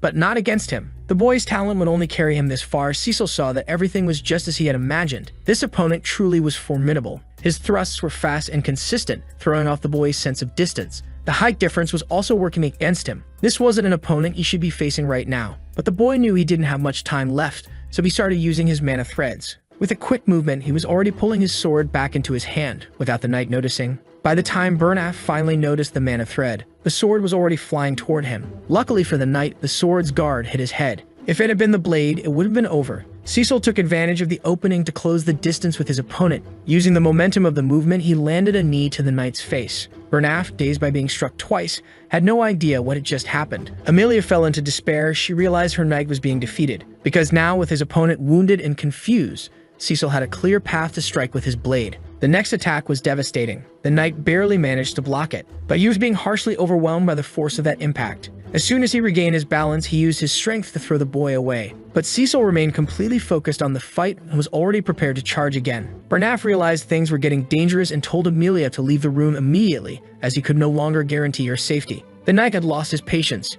He wouldn't hold back anymore. Cecil said he'd been waiting for exactly that. It had been a while since he faced such an interesting opponent. Amelia picked up her cat and quickly left the room. But she was truly furious, feeling humiliated by what her fiancé had done. She also wanted to know who had leaked information about the company to him. There was no way he could know so much. Thinking about the recent rumors about him, she figured maybe he'd gotten lucky or someone had exaggerated the story. But after seeing him beat up her knight, she was sure it was all true. With that in mind, her expression grew increasingly cold. She was going to look for the knights she had hired. As soon as she reached the room where they were supposed to be, she found only bodies lying on the floor and a mysterious person. It was a woman, and she turned to Amelia, realizing she had arrived at that place. It was Belinda, who politely said it had been a while since they last saw each other. Amelia knew she was one of the Perdium family's maids, and before she could even react, she had been subdued by Belinda, who held a knife to her neck. Amelia realized she had become a hostage in her own territory. Belinda hadn't expected her to still have that disgusting spider in her mouth, so she pulled it out with her hands. She said that during the engagement ceremony, she overheard a conversation between the counts. Amelia had been teased by her brothers with spiders, so she turned against them by raising her own spiders. Maybe she was trying to overcome that trauma, or maybe she was just behaving foolishly. Either way, Belinda said it didn't suit her, then crushed the spider under her foot. After doing that, she told her to follow the orders she was about to receive. Cecil was still in the middle of his battle with that knight. The air in that room had changed completely. That was definitely a significant amount of mana. Bernaf asked if the boy had really called him an interesting opponent. That's something a mercenary would say. He said he was sick of the boy calling himself a noble, even worse, thinking he was on the same level as Amelia. Cecil, come on, you're the noble here. The one who doesn't understand his place is the knight. He's just a knight. The two were about to clash again. Moving like lightning bolts, their swords collided once more. The knight said the boy was an insult to nobility, launching a series of rapid thrusts at him. Cecil had to push his skills to the limit just to keep up with his opponent's precision. Because of those consecutive strikes, he was under heavy pressure. Indeed, that knight wasn't holding back anymore. Making a quick motion with his blade, Cecil told his opponent to slow down, managing to parry his last attack and preparing a counterstrike aimed straight for the knight's head. But his speed was truly impressive. He repositioned his hand quickly, blocking the protagonist's strike. With great skill, he was parrying all of Cecil's attacks. Even though our protagonist had taken the offensive, he still hadn't landed a hit, and the knight said he had a warning for him. Cecil's next attack would be his last, because he had managed to land his blade into the boy. After the blood sprayed through the air, Bernaf was stunned by what he saw. Cecil had managed to shift his shoulder at the last moment, as if he had predicted where the strike would land. He returned to combat at the same pace as before. The knight realized he couldn't lower his guard for even a second during this fight, but he was determined to defeat the boy. Before their blades could clash again, the knight surprised him with a kick to the ribs, saying that this was the difference between him and someone who only wields a sword for fun. The knight's physical advantage was truly impressive, and just as Cecil had imagined, it was quite fun. His opponent continued abusing his speed, closing the gap between them and blocking every physical strike. Cecil thought he couldn't beat this man, as it felt like his opponent's blade was always just an inch away from his own. To win, he needed more mana. That was the only thing holding him back in this fight. Cecil realized he would have to end it with the next strike. As he gathered his power, he became aware of something his opponent didn't know: his secret mana technique. Once he released the third core, his speed increased drastically. He managed to block the knight's attack while trapping his sword with a guard of his own. Making a lateral movement, he shifted the trajectory of the enemy's weapon. By the end of the motion, his opponent was completely disarmed. It was then that Bernaf realized our protagonist was truly dangerous, because he had amplified his mana power mid-battle, and the final blow was coming, until Amelia's voice called for them to stop. The tip of our protagonist's sword was touching the knight's forehead. His life was only spared because of that intervention. Amelia said she would hand over the 10,000 gold coins and ask them to leave the place. Cecil said this had been unnecessarily difficult. She should have handed over the money when he was still being polite. He finally pulled his blade away from the knight's head. Belinda asked if that wasn't a bit much for a lover's quarrel, and the boy said it was just a misunderstanding. However, he had some very bad news for Amelia. Now they wanted 20,000 gold coins. That place was completely wrecked, and several of Amelia's soldiers had been defeated. While the cat ate under the sofa, the girl began breaking things in a furious rage.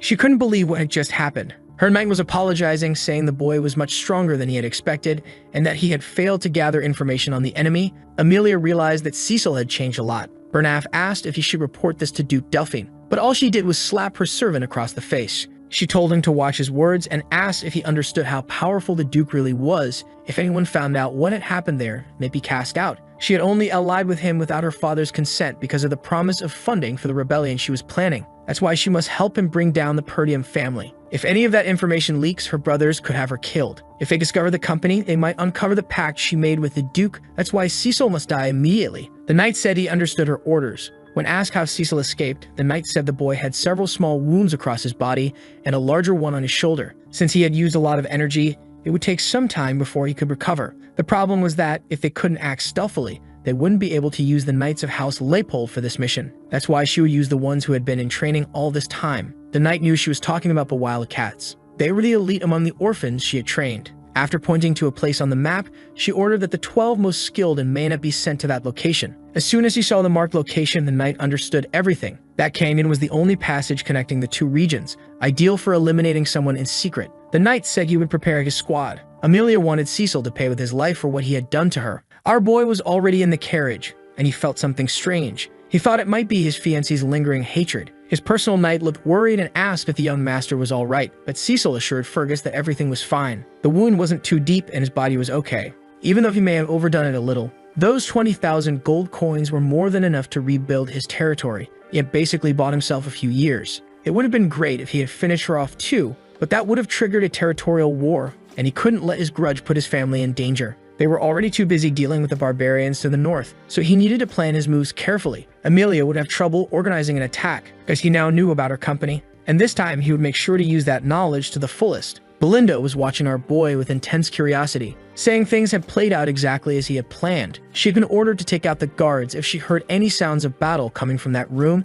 and to take Amelia hostage as soon as she left the area. Cecil wasn't impressed with the outcome of his plan. He said he gave the same order to Fergus. That's when he felt something very strange in his body. Showing signs of pain, the knight and Belinda became extremely concerned. Cecil knew it was a side effect of having unlocked the third core. It wasn't as bad as last time, but he couldn't let this keep happening. He needed to find a way to increase his mana flow. Without him noticing, Belinda was already checking his vital signs. With a needle in hand, she said his mana flow was very tangled. She made a few precise punctures, and the boy realized she really knew what she was doing. But it gave him a strange sensation, as if he were about to vomit. When he tried, all that came out of his mouth was a large burst of steam, and he felt his body recover slightly. Only someone with very refined mana control could do that. He knew it was his mother who had recruited Belinda. She was certainly not an ordinary person. Even though he'd known her his whole life, she was surrounded by mystery. Cecil was now wondering what made someone so powerful stay in that small town. And with the way things were heading, it wasn't bad at all to have powerful people around him, because this was only the beginning. The carriage continued toward their territory. Belinda said she believed in our protagonist, so she would help him with whatever she could. That's why she wanted to know why he had gone to Amelia to ask for that much money. Cecil said he was in need of it, and the only person he knew was Amelia. His answer was so simple that it left his companions shocked. Belinda couldn't believe he broke off the engagement because of this and asked if he knew what could happen if the Count heard about it. Cecil assured her that his fiancé wouldn't be able to tell the Count, and he asked Belinda if she really believed him. With great difficulty, she said yes, but she wanted to know what he was going to use the money for, since they all took a risk because of him. Cecil told her about the forest of monsters, which left the woman frozen. The boy guaranteed that he was going to take possession of that land. Fergus said the young master couldn't do that. Everyone who had tried before had failed. Cecil asked what he had requested of the knight before they entered the castle. He hesitated a bit before responding. The knight said the person they were looking for was in that place, but he looked a little different. Fergus wanted to know if he truly desired that person. Cecil said that as long as he was alive, that was enough, and that they were going there. Belinda said they needed to return to the territory. He couldn't keep walking around injured like that. Cecil asked her if she truly believed Amelia would allow them to leave her land after what they had done. Belinda believed in their abilities. She said Fergus was also an exceptional knight. Cecil liked her words, but told her that this wasn't her responsibility. She was a different kind of warrior. He needed someone capable of handling the front lines, and that person was the one they were about to meet now. The boy knocked a few times on the door. Belinda, looking at the place, said it seemed to have been abandoned for a long time, but Fergus assured her this was the right address. Finally, the door opened. An old man received them there. He asked who those visitors were. Everyone except our protagonist was surprised by his appearance. Belinda asked if he was really looking for this person, as he looked far more decrepit than someone capable of standing on the front lines. But the boy was sure that this was the person he had been looking for. Returning inside his home, the old man said he must be just a bored noble, and not wanting to waste his time, told them all to leave. Cecil said that he was the former captain of the Ratatosk mercenary group Gillian. The old man looked back, concerned, and our boy said he had been looking forward to meeting him. Fergus was speechless for a moment. Ricardo followed his reaction. They both knew that mercenary group. The Rathatos gained a lot of notoriety because every member could wield any type of weapon. They disbanded in the past, but their bravery and courage were known among all knights, and the captain of that great group was Gillian. Our protagonist said he had come especially to see him. As a sign of his displeasure, the old man hurled an axe toward our protagonist. The weapon passed intentionally just centimeters from his head. His knights and Belinda were terrified by it. Gillian hadn't expected to meet people who knew about his past. Knowing that this man was potentially dangerous, Cecil's companions were ready to defend him. Gillian didn't seem to have much patience and asked what they wanted by coming there. Belinda asked the young master to step back, as that old man was surely very dangerous. Eternal punishment was all our protagonist said, and it seemed to capture the old man's attention. He said he knew a cure for the disease that was causing his daughter so much suffering. Now that he had shared that, Cecil wanted to know if he had earned the man's interest. The symptoms of the disease were an intense fever and coughing up blood, along with red markings that appeared on the skin resembling petals. It got its name because those afflicted by it looked like prisoners, doomed to eternal punishment. Already inside the old man's home, they saw that his daughter had been struck by this illness and was suffering greatly. There was nothing he could do to ease her pain. But as soon as he saw the girl, Cecil realized there was still time. It wasn't too late. In his past life, he had tried to recruit Gillian, but arrived too late. The man had lost all hope when his daughter died. And judging by the state of that house, it seemed he had spent everything in trying to find a cure for the girl. Only his weapons remained. The girl was in so much pain that she begged her father for her life to end soon. Cecil began to prepare himself, knowing he couldn't waste time there. Before he could act, Belinda grabbed him by the shoulder. She said the boy needed to leave that room. Moreover, this cannot be solved with strength. Not even the priest's blessing is capable of curing it. She believes the boy can't do anything either. But ignoring her advice, Cecil said he could fix that girl. Seeing that Belinda was very agitated, he reminded her that she had already said she decided to believe in him. Now she was speechless,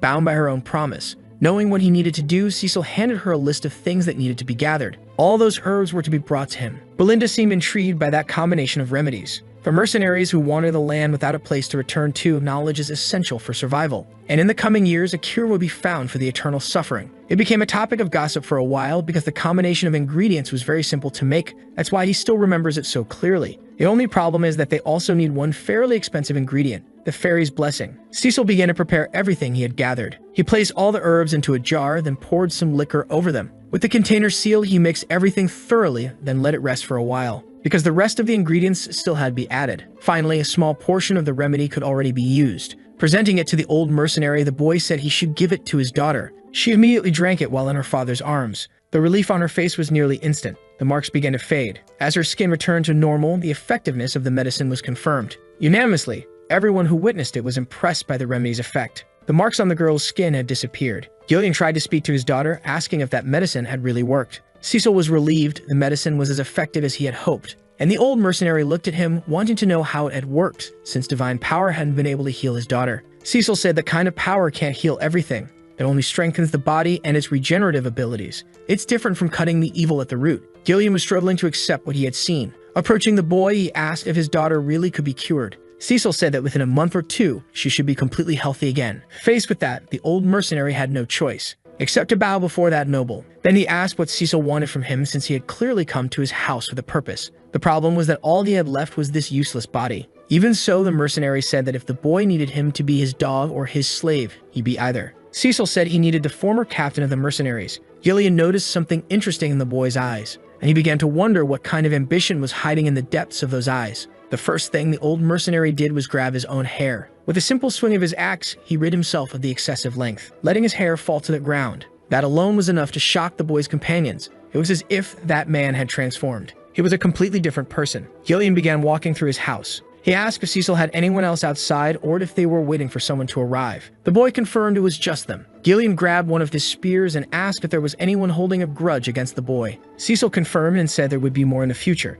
Now the old mercenary knew what to do. With a quick and powerful motion, he threw the spear out of his house. It traveled through the air toward the forest, finding its target within seconds. Since the spear was tied to a rope, Gillian began to pull it back. The strength of that man was truly impressive. He had just fished out an assassin hiding in the trees. The wound he inflicted wasn't fatal, and the mercenary grabbed him by the neck. Getting straight to the point, he asked who had sent him there. But the assassin refused to give any information. Gillian asked what Cecil wanted to do, and our protagonist said he already knew who had sent the assassin. He hadn't planned to act on it today, but he had no other choice. Before he could draw his sword, a mercenary stopped him. He said he would take care of it in his place. After all, the man's neck was still within his reach. Finally, the assassin was finished off, and the mercenary was now demonstrating his loyalty. Belinda noticed that he hadn't hesitated for a moment to kill. She didn't understand why the young master had chosen someone so dangerous. Gillian was now kneeling before Lord Cecil Perdium, and said that from that day forward, his life belonged to him. Our boy said he was looking forward to working with his new subordinate, thinking that he was now one step closer to rebuilding his territory. It didn't take long for the assassins to find out that one of their scouts had been killed. They seemed surprised by the news. Their leader began to demand silence. He told them to speak in hushed voices. His name was Vigo. One of his subordinates apologized for what he had done. According to the information they received, Cecil shouldn't have been capable of defeating a scout. Now it was uncertain if the fault lay with the man who died or with faulty intel, until one of them said that Gillian had joined them. The leader of the assassins grabbed his subordinate by the neck. He wanted to know if that was really true, and the subordinate said he had seen it with his own eyes. Vigo seemed to recognize the old mercenary and realized that he had started to move again, his former leader. Our protagonist's carriage continued moving forward through the night, with Gillian guiding the horses. Belinda was complaining that it had become very cramped inside. She wanted to know if the old man really needed to bring all those weapons. It almost seemed like he was going to sell them. They had to buy another carriage just because of it. Cecil said they'd need a second carriage to carry Rachel anyway, since she was still recovering from her illness. Behind them were Ricardo and the others. Cecil said all those weapons would be very useful, so she needed to be patient. The most important thing now was that they crossed that canyon safely. Belinda asked if that spy they had defeated had really been sent by Amelia. Cecil was sure of it, so she realized things could become very complicated from that point on. The mask he was wearing symbolized the Wildcats, a very powerful guild from the Leopold region. Our boy hadn't even known about the resistance of that group, but they specialized in smuggling, assassination, drug trafficking, and human trafficking. They were despicable people who did the dirty work. Their members were also physically strong. Many of them had once been mercenaries. Cecil asked if she had always worked in her family's castle and how she knew so much. Belinda said she had done a few things before working with them. She also said those assassins were very persistent, so they had to remain cautious. To her surprise, our boys said it would be fine, because they had Gillian with them. The carriage continued along its path in the darkness of the forest. Without realizing it, they were heading straight into a trap. Their pursuers were already approaching from the flanks of the carriage. Gillian managed to hear that peculiar sound. Two assassins were already preparing to strike him with their blades. Realizing he had entered an ambush, he reached for his axe. He was able to block both attacks with great ease. His mastery of weapons was truly exceptional. He managed to lock the blades of his attackers,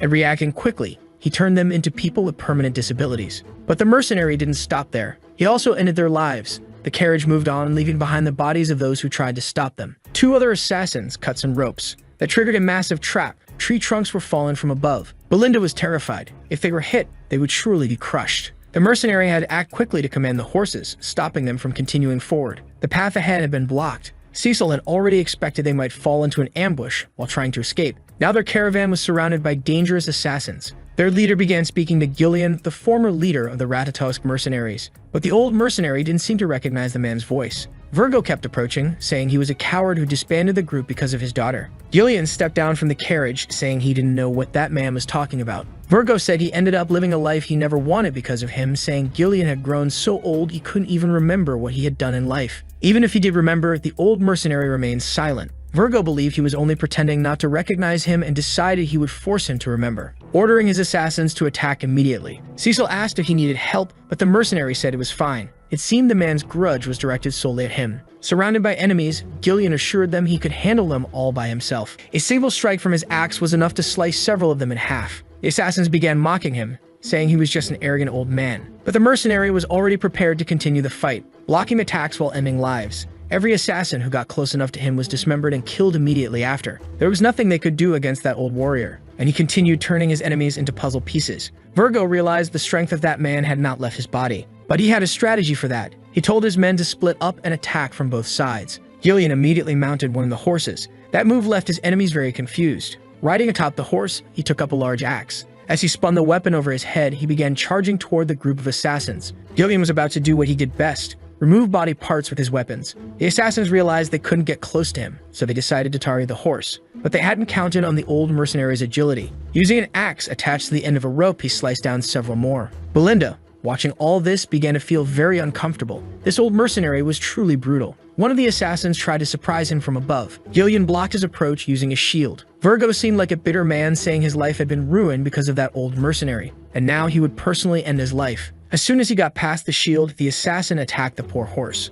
Gillian had to dismount so he wouldn't be crushed when the animal fell. That created a major opening for his enemy, who moved in, ready to strike. But the old mercenary blocked the attack with his axe. While striking the man with his shield, he said he was no longer the leader of Ratatosk. The strength of that non-lethal blow was enough to send the assassin flying several meters. Slowly getting up, the man asked if Gillian truly wasn't the leader. He said he couldn't be fooled, and that he had been right about his suspicions. Gillian told him he had left his past behind, and that now all he was a servant of Lord Cecil, nothing more. The assassin became furious at those words, charging forward with fury, determined to end the old mercenary's life. The two were extremely skilled. They began exchanging blows at an unstoppable pace. Even trying to pressure the old mercenary, the assassin couldn't find any opening. He said the mercenary group vanished after their captain abandoned them, and because of that, he couldn't fulfill his dream and had to take on that kind of dirty work to survive. Gillian continued listening to the man's words, while countering every single attack. showing he was fully intent on ending him. The mercenary's last blow created a large opening. The assassin used it to kick him. That final blow destroyed the shield Gillian was using. Virgo said he was ready to give his entire life to make RUTHLESS the most famous mercenary group in the world. But that old mercenary abandoned everything to become a noble's dog.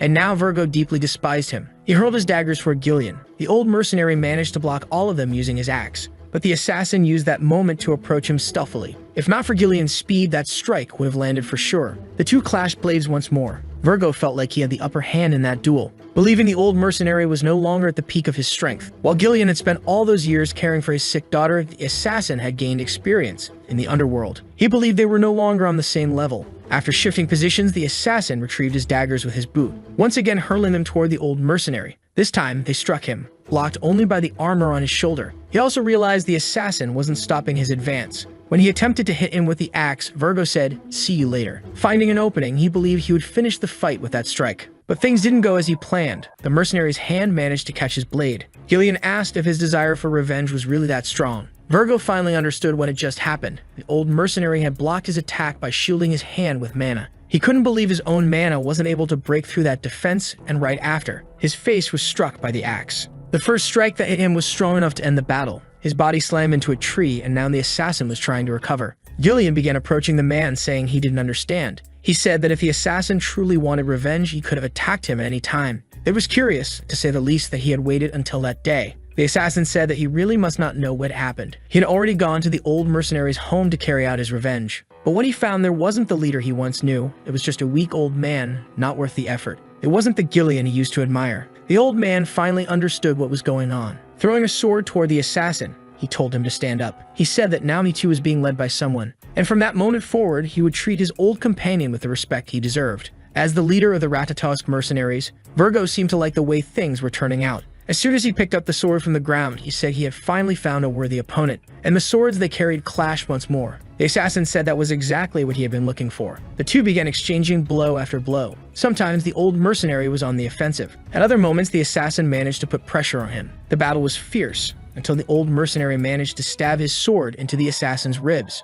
Immediately, the man began writhing in pain. Even with such a critical wound, he tried to strike the old mercenary one last time. But that only gave Gillian the chance to bring his axe down on him. He said he would remember him. Virgo Villanos, leader of the 5th unit of the RUTHLESS mercenaries. The poor man gave a faint smile before his life was ended by the mercenary's blade. At last, the ambush attack had come to an end. Gillian retrieved the sword he had given to his opponent. He was ready to continue the journey, until our boy told him he had done a good job. Belinda said the equipment they could salvage from those people would be worth a lot of money. Gillian apologized to Cecil, saying it had taken longer than expected, but our boy said it was fine, while also admitting that he was an even more exceptional warrior than he had expected. When he started working as a mercenary in his past life, he heard many stories about him, and Cecil felt great relief to have succeeded in recruiting him. Looking at the old mercenary, he asked if he remembered who that man was. Gillian said yes, he was an old companion. Our protagonist seemed to understand what he was feeling now. He also wanted to know where his old companions were and what they were doing with their lives now. And he was sure of one thing: he would try to recruit them again. But he decided to follow Belinda's advice and collect everything of value from that place.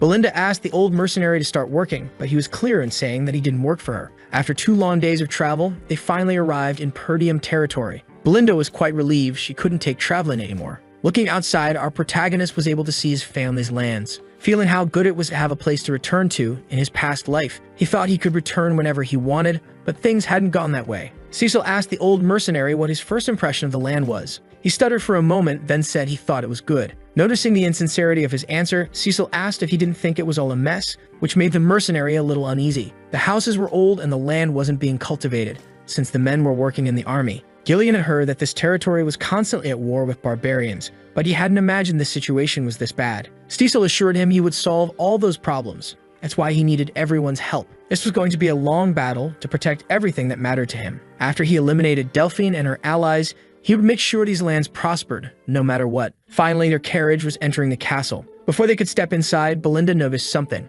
Our boy was also very surprised by what he saw. The man standing before them was his father. In the Count's chamber, they were discussing matters concerning the territory's defense. Resources were extremely scarce. The aid they used to receive was dwindling more and more. Leopold was currently investing in its own troops. They have no other choice. They must maintain the defense at the edge of the forest, but there are too few men to do all of it. Reducing the number of troops could be dangerous. Cecil realized that those men hadn't changed at all. There stood the captain of the Knights, Rudolph, the finance officer, Albert, and the family's superintendent, Homer. For young Cecil, only a few weeks had passed. But for the king of mercenaries, it had been decades, and he began by thanking them for their hard work on the battlefield. Speaking directly to his father, Zivolta, when he was younger, our boy used to despise the discipline and rigidity of his father. But now he could truly see the situation for what it was. That man carried a heavy burden of responsibility on his shoulders. The count knew his son had been away for a week and asked where he had gone. Cecil said he had paid a small visit to the Leipold territory. His father asked if he had caused trouble again, and the boy said no. Albert said it was hard to believe, but he heard the young master had earned money by winning a duel against Cain. He wanted to know if the boy had gone to that other territory to gamble away what he had earned. Our boy thought of it more as an investment and said he had gone to talk business with his fiancée. The superintendent said he was the heir of the house and should plan every action carefully. The boy replied that he didn't need to worry, but the old man didn't appreciate being interrupted. That's when the count said that was enough, because he had heard the boy got into trouble during his absence. He also heard Cecil had taken down Jamal and Philip, the guards who tried to kill his sister, and wanted to know if it was true. Our boy didn't even remember the names of those men. Randolph didn't believe he did it alone and assumed the boy had been lucky. Cecil figured the captain of the Knights wouldn't want to hear that men under his command had been defeated by someone so useless, and not wanting to drag out the matter, said that was more or less what happened. Randolph let out a relieved sigh, feeling validated in his assumptions, but the count said he had done well. It didn't matter what means he had used. What mattered was his sister's life. This was the first time our boy received a compliment from his father. He took the opportunity to ask him for a favor, which surprised the count. The superintendent said that if it was an allowance, he wouldn't get it. Randolph agreed, saying the boy had caused more problems in recent years than he had done good. He had sold military supplies to fund gambling, caused a fire in the castle, and even killed a horse just to eat its meat. Our boy realized he really had been a difficult person, but he had a request to make of his father. He wanted his permission. In the presence of everyone there, he declared he would conquer the forest of monsters. Despite saying it calmly, his eyes showed great determination. Outside the room, he told his companion that his father said no. In fact, none of those people liked his suggestion. Belinda had already expected something like that forest was full of monsters.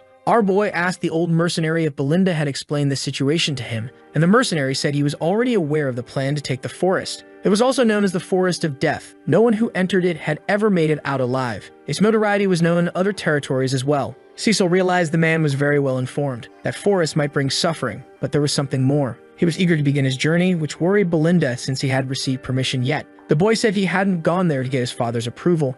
He was only being polite. This had to be done no matter what. Belinda wanted to understand why he was so persistent, asking what was in that forest. Cecil said he would tell her soon. He couldn't allow any rumors to spread right now. It could cause problems. But if he conquered that forest, he would make a lot of money. Just past its entrance, there was a large mine of rune stones. That was an ore containing magical power, extremely rare and highly coveted by mages. Used in many instruments and tools. Everything related to magic depended on this mineral and its quality. In the boy's past life, it was Duke Delphine who discovered that mine. But now, only he possessed that privileged information. Belinda seemed increasingly uneasy with the young master's plans. But she accepted that he must have his own motivations. The mercenary said he would follow him anywhere. Cecil asked the woman to recruit mercenaries from nearby territories. They would need 200 men. She thought he was going to spend all the money on that. Gillian asked if that was really a good idea. Mercenaries are difficult to deal with, and keeping them under control would be complicated. They'd likely try to stab him in the back. Cecil agreed, which was why he and Gillian would personally recruit a few who might be truly reliable. He said there was a small group in the north that was well known. Gillian knew exactly who he was talking about, referring to them as wild dogs.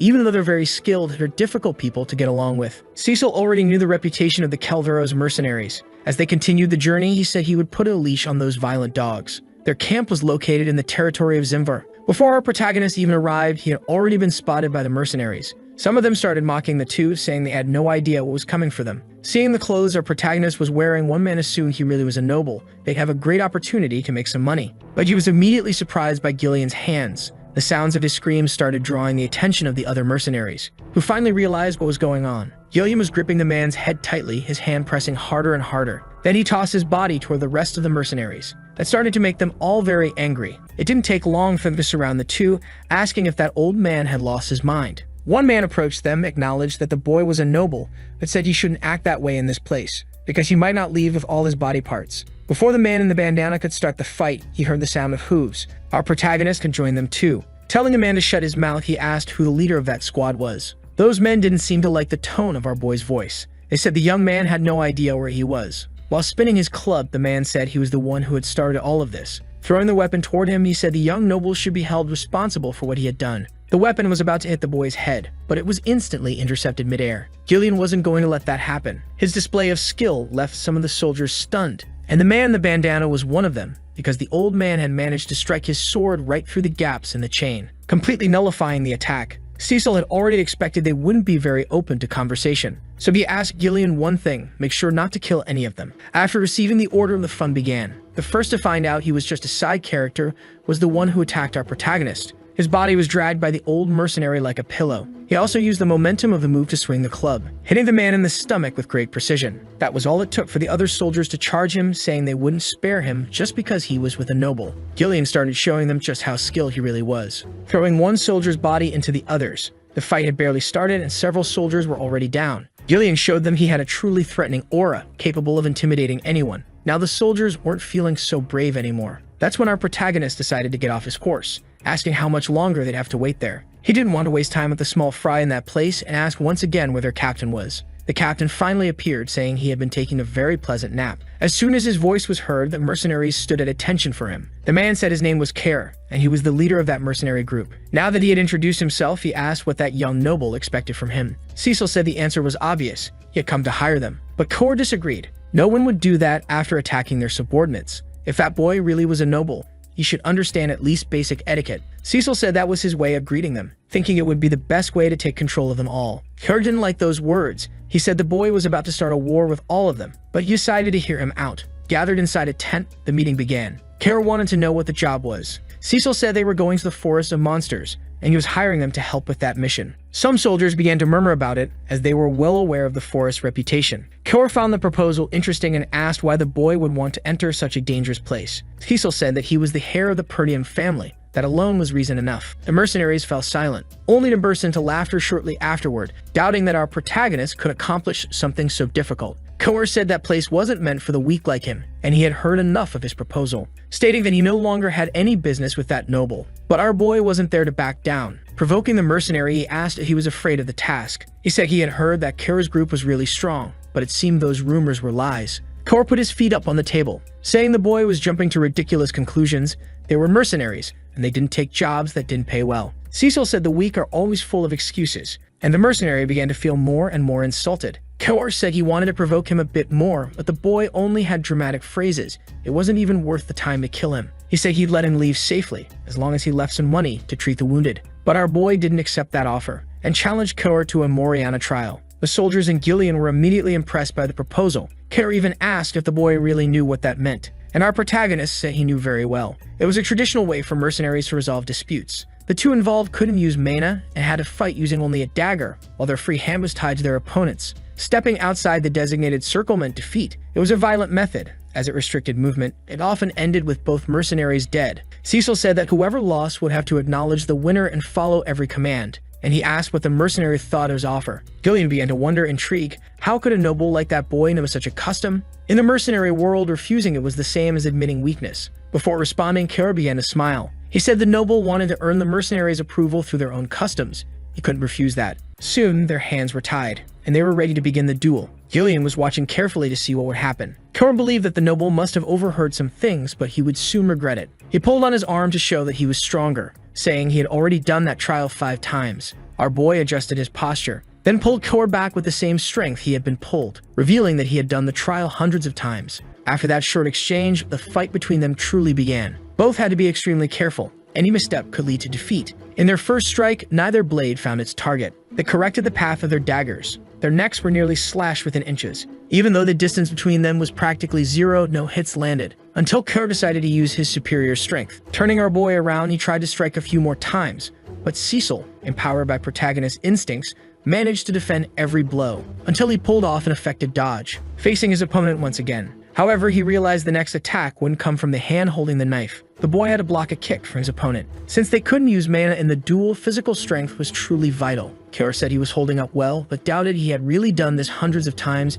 It was hard to do even once in a lifetime. While attacking, he said our protagonist needed to be a bit more convincing with his words. The mercenaries believed the noble was being pressured by their leader. Gillian watched them with rage in his heart, making those mercenaries stop cheering immediately. But the truth was, he also realized it. The boy was at a disadvantage. The circle was too small. Without mana, They depended entirely on physical power. The difference in size made everything harder. Cecil was barely managing to block the strikes from his opponent. Kor seemed to behave as if he could do whatever he pleased, but the old mercenary already had a contingency plan. If his master's life was at risk, he would make his axe sing. Kor managed to grab Cecil's arm and was about to slam him into the ground. The boy managed to move ahead before it happened, jumping just in time before being thrown. Landing on the ground behind his opponent, before he could take advantage of the opportunity, he felt a sharp pain in his leg. That injury came from when he blocked the first kick, and now the damage is starting to accumulate. Kor asked the boy if his legs were starting to shake, believing that his effort to resist the attacks is pathetic, yet acknowledging that for a noble, he's got some guts. But courage has its limits, and he thinks he has figured out the boy's plan. He keeps defending against the knife, while using his own body to block the less dangerous attacks. The problem is that this is causing the damage to build up in his body. Cecil is already aware that sooner or later his leg won't hold up. Kor is very interested to see how far this boy can go, because that only makes the challenge even more fun. Kor is an experienced mercenary highly skilled with knives. He continues to pressure our protagonist with ease. His strikes pass by him, nearly hitting him at every moment. Even after some openings, Cecil has no opportunity to counterattack. This time, our boy got ahead of himself, leaving his hand extended too far. That brought him dangerously close to the mercenary's knee. Before he could be struck in the face, Cecil blocked the attack using his own leg, feeling that he's close to reaching his limit to absorb it all. Kor believes he's getting closer and closer to the end. This time, he's going to land a clean hit on the boy. Gillian realized he might need to intervene to prevent the worst, but our protagonist still has an ace up his sleeve. He wasn't hit by that dagger, and now he was exactly where he wanted to be. Kor didn't expect the boy to dodge that strike. Cecil took the opportunity to circle around his opponent. Finally, the first hit of that challenge had landed, and the mercenary realized he wasn't the one who struck first. Both the soldiers watching and the old mercenary were surprised by the outcome. Kor tries to strike back immediately, but his blade only found the wind, and in response, he was cut once again. It's hard to believe he was hit twice by a noble. The soldiers started cheering for their leader, trying to boost his morale, while Gillian watched in complete disbelief. The mercenary's attempts were all being thwarted, and now he started taking hits in every possible way. Cecil had created an excellent opportunity, managing to hit him in the face repeatedly. Switching the position of the dagger in his hands, he drove the blade into the mercenary's forearm. Completely driven by rage, he tried to hit the boy in any way possible, but none of it was working at that moment. He started thinking the boy was cheating, because just seconds ago, he couldn't dodge any of his strikes. Gillian, on the other hand, observing the fight, could understand what was happening. Striking with force tenses the muscles, and over time, that reduces flexibility. Cecil didn't try to overcome his opponent's strength. Instead, he let his body remain flexible. The old mercenary didn't expect Cecil to overcome the physical disadvantage like that, and foreseeing the result, decided to put away his axe. The mercenaries were now desperately shouting, saying it wasn't fun anymore. Cecil praised the mercenary's tenacity. Some people would break the rules when losing using mana. Kor noticed the boy spoke as if he had really done this hundreds of times and told him that he became the leader of that group through this very challenge. That's why he can't break the rules. Cecil said that's truly admirable. That's when Kor admitted he was at a disadvantage in a fight like this, but said there are other ways to win. He tried using all of his strength to throw the boy out of the circle, and due to the physical advantage, our boy was launched into the air. Kor knows he's not the best fighter there, but what matters most is securing the win, and he believes that after what he just did, that's exactly what will happen. But our boy managed to pull off a move even in midair. Using his tied hands, he returned to the center of the circle while striking Kor's stomach. Because of the bindings, Cecil was able to prevent himself from leaving the circle. Now he was too close to his opponent. Acting quickly, he managed to immobilize one of his arms, causing the leader of the group to fall to the ground. Everyone realized he was practically defeated, because Kira's head had hit the ground outside the circle. Still unable to accept the outcome, the mercenary asked if he had really lost. And our boy said he is the victor. Kor wanted to understand how someone so young could be so skilled. Cecil said he should learn to behave now because he had become his master. Then he brought the mercenary's body back into the circle. He had no idea what was going on. Cecil said that this mercenary hadn't actually stepped outside the circle, which is why he was about to teach him a proper lesson. Right after saying those words, he struck the mercenary in the face with full force, causing him to fall to the ground once again. Kor tried to plead for him to wait, saying the rules of the challenge state that he loses only when he falls outside the circle. But our boy completely ignored his justification. Sitting on top of him, he asked if he planned to pull out the rulebook in the middle of a battlefield. The mercenary asked if he really considered himself a noble. Cecil said that man shouldn't respond to his master like that, and hit him in the face once more. A full-on facial massage session began right there in front of everyone. As the mercenary took the beating, his subordinates weren't sure if they should step in, since the challenge was technically over. Kor was already begging for it to end, so our protagonist picked him up once more, just to remind him that he still hadn't stepped outside the circle. And the mercenary realized what was happening. Desperate, he ordered his men not to just stand there. They were to kill that guy immediately. Some of them gathered the courage to obey, but they halted their advance as soon as they saw the old mercenary, who was ready to let his axe do the talking. He said anyone who got in his lord's way would get a one-way ticket to find out if the afterlife has an age requirement. At that very moment, those armored men soiled themselves, and Kara realized there was nothing more he could do, because in front of him stood that furious noble who still wanted to continue the conversation. Kara expected words, but instead he got fists. He had been getting beaten for a long time now. The nobles he'd met in his life were all bastards. If they weren't arrogant pigs, they were traitors or simply narcissists. Pathetic worms who begged for their lives the moment they were cornered. Taking money from people like that always brought this mercenary great joy. Now he couldn't understand how someone like him, known as the Mad Dog, ended up in a situation like this, getting beaten by a noble brat. The soldiers were starting to panic, saying their leader was going to die at this rate. That's when our boy realized he might have already done enough. Looking at the soldiers, he asked what they were waiting for. They should be bringing water, bandages, and clean towels to treat that man. If they didn't take care of him soon, he could actually die. Now the soldiers understood what they needed to do and began obeying our boy. Gilliam was genuinely impressed by everything that had happened. Those stubborn mercenaries were following the noble's orders, doing exactly as he commanded. In the mercenary world, the fist holds more power than the law. That's why the boy chose the most intuitive method for them to understand what was happening, so they'd know who the true leader was. Back at the meeting tent, Cecil resumed negotiations with the mercenaries. Kor was supposed to sign the contract presented to him. He looked at the words but didn't bother reading. He simply signed it as he was supposed to, telling our boy he had done his part. Cecil didn't like the tone of that response. Kor responded again, calling him my lord. Liking that answer, our boy grabbed his arm, which startled the mercenary, and told him that from that day forward, they would be family, and he hoped they could do their best while working together. A few days passed, and troops were now in the vicinity of the Perdium territory. One of the soldiers was still sleepy. He didn't know why he'd been woken up so early, and his partner said he couldn't do anything without eating first. One of them was bringing the news to the others. The one who hired them is the heir of the Perdium family. Sighing, one soldier felt relieved by that. He wouldn't even need to try hard since their employer wouldn't notice the difference. That's when someone began clapping in the middle of them, saying they needed a representative to negotiate with that brat and pressure him properly. Everyone recognized that mountain of muscle. His name was Gordon. He said he was very impressed by the way the soldiers were talking about how to make the most profit from this job.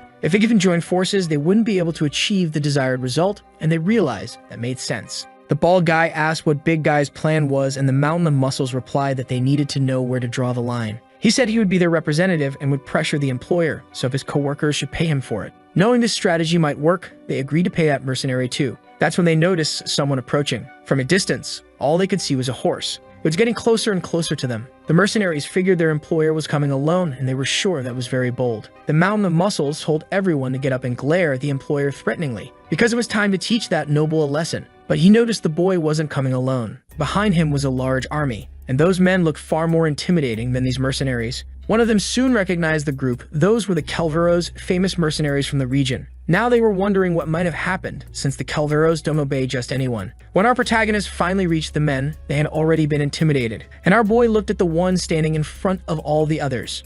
Asking if he was the representative of everyone, the mountain of muscles said yes. Our boy wanted to know his name. Still stammering, the man said his name was Gordon the Strong. Giving him a few pats on the shoulder, he said the guy had a pretty cool name. Introducing himself to all those men, he said his name was Cecil Perdium. He asked Gordon to gather all the mercenaries, because they were going to conquer the monster forest. For the first time in this whole story, our boy was wearing armor for battle, and now he believed they were truly ready to claim that forest. They had set up a temporary camp for this grand expedition, and also gathered plenty of supplies, as well as the manpower needed to carry it out. Some would remain close to him, and he assigned soldiers to be in charge of operations. Cecil asked Belinda to remind him how many men they had in that situation. In total, there were 148 mercenaries working for him under contract. 41 of them were from the Kelveros mercenaries, totaling 192 men, including them. Our boy seemed pleased with that number and asked if she had already spoken with Scoven. She said yes, she thought he wouldn't agree, but the truth is he was also helping to keep their activities in the forest a secret. Cecil realized the situation was completely in his favor, so he started speaking to all his men. He said they were going to face the monster forest and would claim dominion over it. He was sure everyone had heard the rumors about its dangers.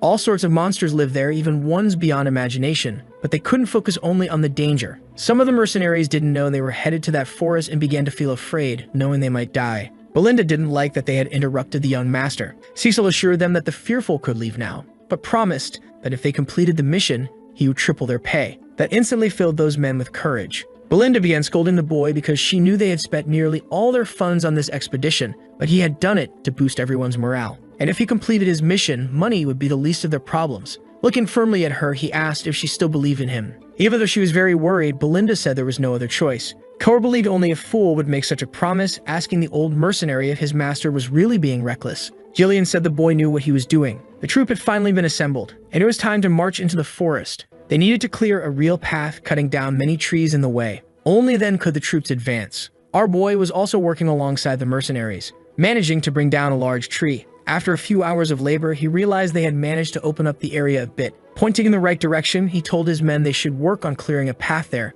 Those not cutting down trees should dig up the roots. According to notes he had seen in his past life, the forest was truly vast. One day, they'd have to drive out all the monsters to exploit its resources. For now, he was there for the money, and he was going to secure the fastest route to the ore source. The wealth he would gain from this expedition would allow him to protect his family. Cor looked to the side, quite impressed. He hadn't expected his employer to be working too. The mercenaries weren't sure if he was doing that to set an example. They believed he was only showing off and would soon get tired. Belinda told those men to stop talking and ordered them to get back to work. She didn't like hearing those kinds of things about the young master. Walking over to him, she asked why he was working after hiring so many people. Cecil said that this way the job would get done faster. He didn't want to stay in that forest longer than necessary. Belinda said it seemed like he knew that region very well. Kurt commented that his employer even had a woman who cared about him, something to be jealous of. Since he wouldn't stop talking, Gillian accidentally bumped into him with a tree trunk, which made Kimmer want to pick a fight with him. Despite the tension between them, Cecil realized things were going smoothly.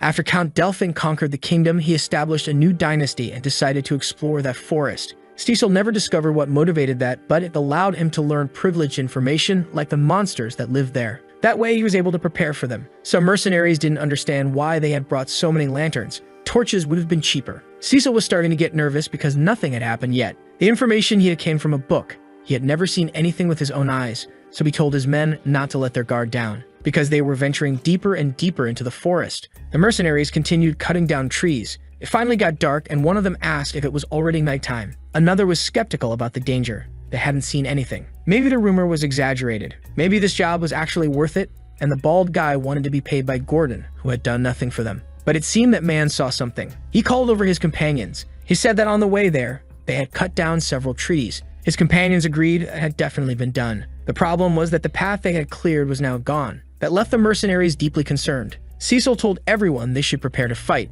and all the mercenaries drew their swords. Some started to get nervous. They couldn't see anything, so they didn't know why they shouldn't prepare to fight. Cecil began talking to Gordon, saying he would die if he stayed there. He told him to step back slowly, one step at a time, and the mercenary began following the instructions. But being extremely clumsy, he hit one of the trees with the trunk he was carrying. Thrown off balance by the impact, he fell to the ground shortly after. His companions began to worry about it, and Gordon looked back, visibly worried. But so far, nothing had happened. His companions were nervous, but didn't know what they should be waiting for. Cecil remained completely focused. That's when the bald guy said their employer was just a scared kid. He told them to look around. They must have gotten confused because everything in that forest looked the same. The forest was just dense and nothing more. Cecil told the bald man to step back too slowly or he could end up dead. The bald guy didn't like that attitude. He said our protagonist was just trying to scare everyone to control them. Before he could finish his speech, something grabbed him by the waist, and the bald man felt himself being pulled from behind. He didn't know what was happening, but a monster had just captured him. They did it without making a sound.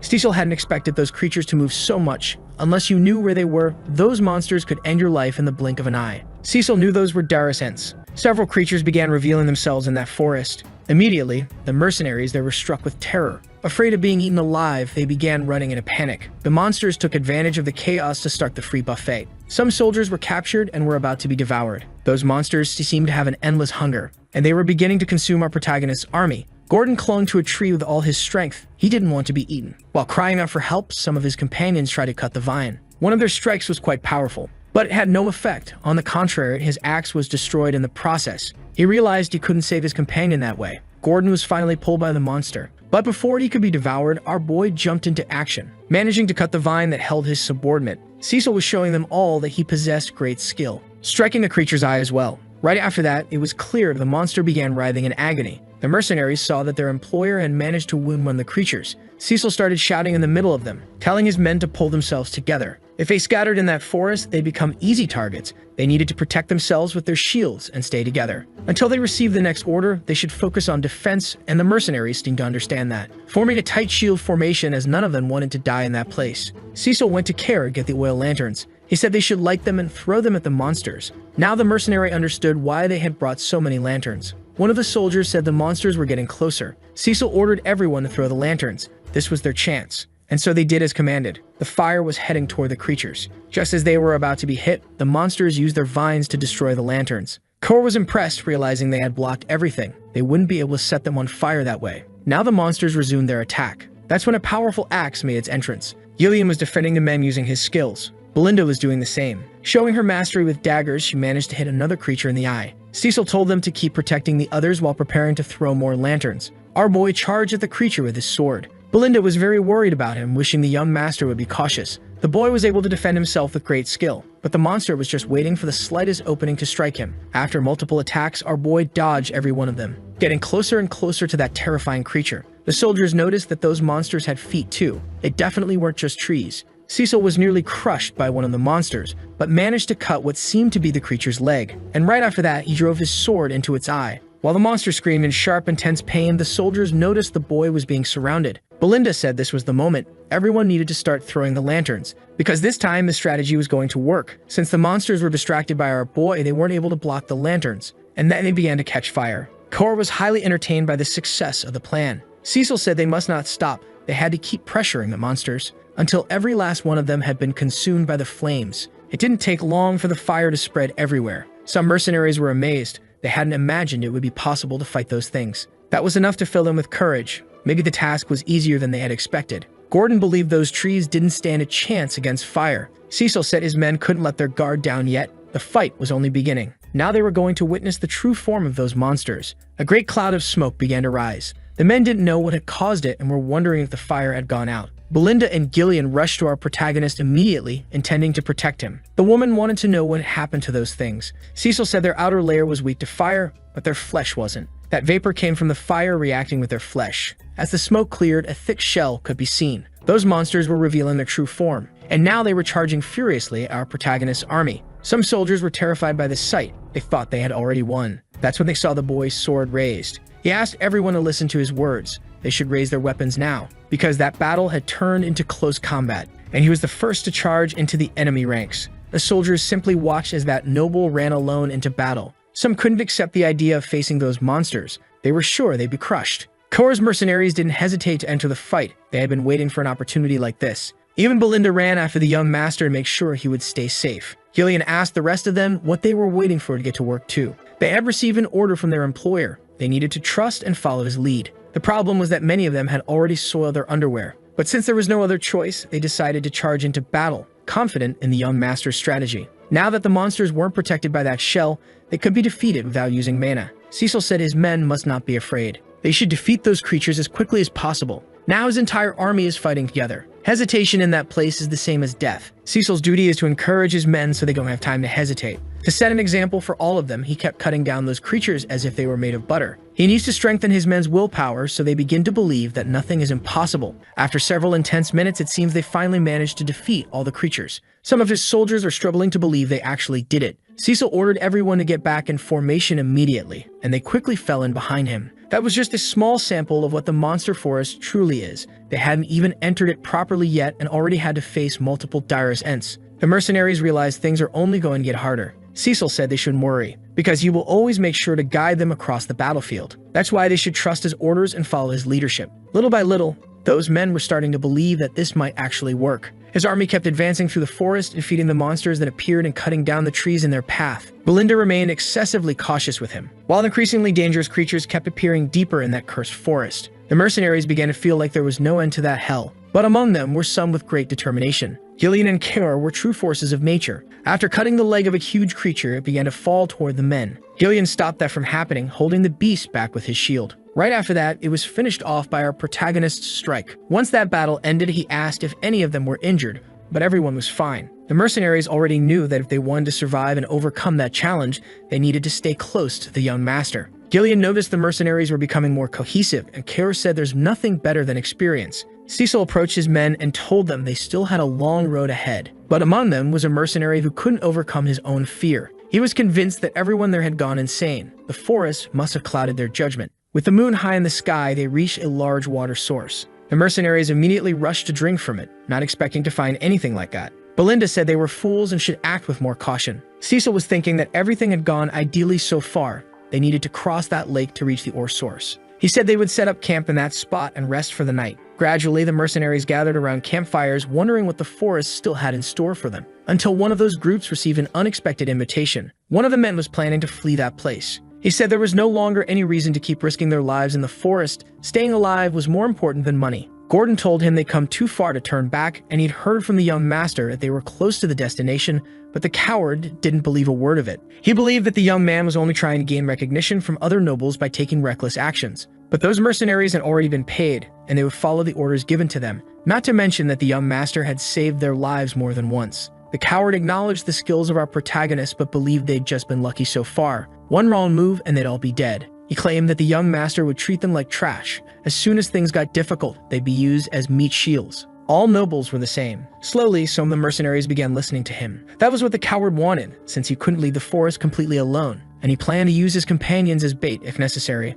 One of them said they all should already be dead. They were only alive because of the young master, and he pointed to him at that exact moment. Our boy was applying ointment to heal the wounds of those mercenaries, giving each of them instructions on what to do for proper recovery. Belinda knew that medicine was very expensive and wished he would save it for a more special occasion, but he had brought it for this, to use on those in need, and there was a line of mercenaries waiting for it. One mercenary said that the medicine being used on them was worth far more than the payment they'd receive individually. It made no sense for them to be used as human shields after all that care. And looking at that fact, they realized this employer was completely different from any they had met before. They knew they wouldn't be abandoned. The coward walked away from the campfire, furious. If it hadn't been for that man with the eye patch, he might have convinced someone. Cecil began asking his men to stop chatting and get some rest, but he wanted to talk a bit with Gillian and Kerr. Kerr wanted to know if the young master wasn't going to do anything in his place, he would have cut out that worm's tongue. Cecil said he wouldn't be able to do anything because of the monsters, but there was something far more important they needed to confirm now. Belinda didn't understand why they were asked to count the lanterns.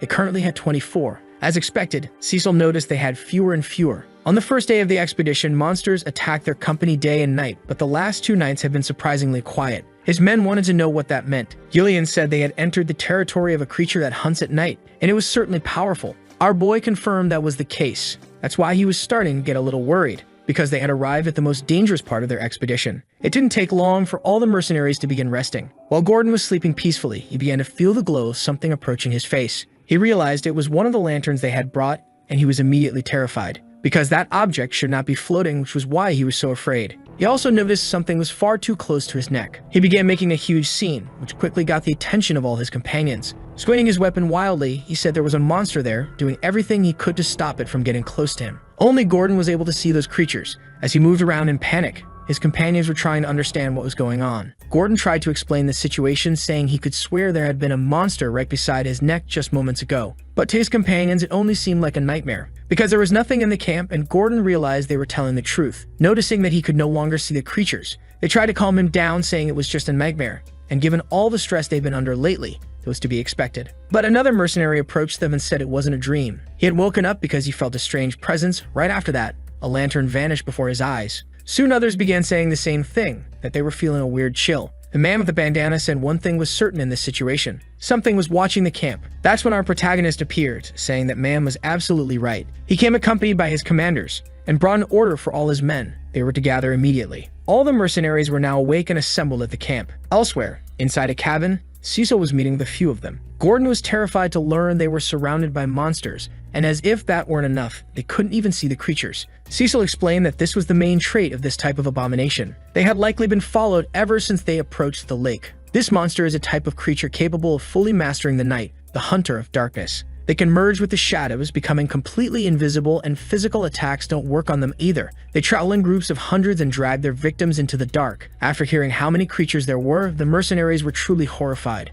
Now Belinda understood why the lanterns in the camp were disappearing, while Kor felt they were being toyed with. Completely furious, he wanted to attack the creatures first before they could continue that situation, but the young master said they had to wait. That was the best way to strike. Belinda said they were already down to less than half the lanterns they had brought. They couldn't just stand there and do nothing. Cecil said a reckless attack would only provoke the creatures. They would retreat for a while and come back even more vicious, and they'd miss the chance to wipe them all out at once. Gillian asked if there was really a way to defeat hundreds of monsters in one opportunity. Our boy said yes. and he asked if Belinda had prepared the magic scrolls he had requested. She had already done so and handed one to each mercenary. Now it was time for the boy to explain how they would fight that threat. After making a few markings on the ground, he said they were surrounded on 3 sides. The creatures are stealing the lanterns and tightening the encirclement more and more. The numerical advantage belongs to them, which is why they can't be attacked all at once, as they could be ambushed from behind. Gillian realized that the geography of the place has been favoring them. If it weren't for the lake, they would be in an even worse situation. Cecil said that even though they are surrounded, the advantage belongs to them, as they are one step ahead of the creatures. His companions didn't seem to understand those words, so he said he would divide their forces into 3 units. One made up of the shield bearers, who would be responsible for blocking the attacks. Another composed of archers, who would be responsible for maintaining distance. And finally, an assault group in which he would also be included. The shields and arrows would force the enemies to stay in a single position. As soon as that happened, the assault group would move from left to right, eradicating all the creatures. Once they regrouped, they would be able to encircle the remaining creatures. That would be the moment of victory. After hearing that strategy, they felt a bit more confident, but they would be relying on the central units. Belinda asked everyone to pay attention for a moment. She heard that the creatures hide in the darkness and cannot be touched, so she wanted to know how they planned to attack the monsters. And indeed, everyone was waiting for an answer from our boy. Kor said they could just use humans to solve that, while Cecil said they would use the magical scrolls. The strategy was already being put into action. The shield unit was in position, and they would not break formation. All the lanterns in that camp had been stolen by the creatures. Delphine's notes mentioned something about those creatures. These monsters have a strong aversion to any type of luminous energy,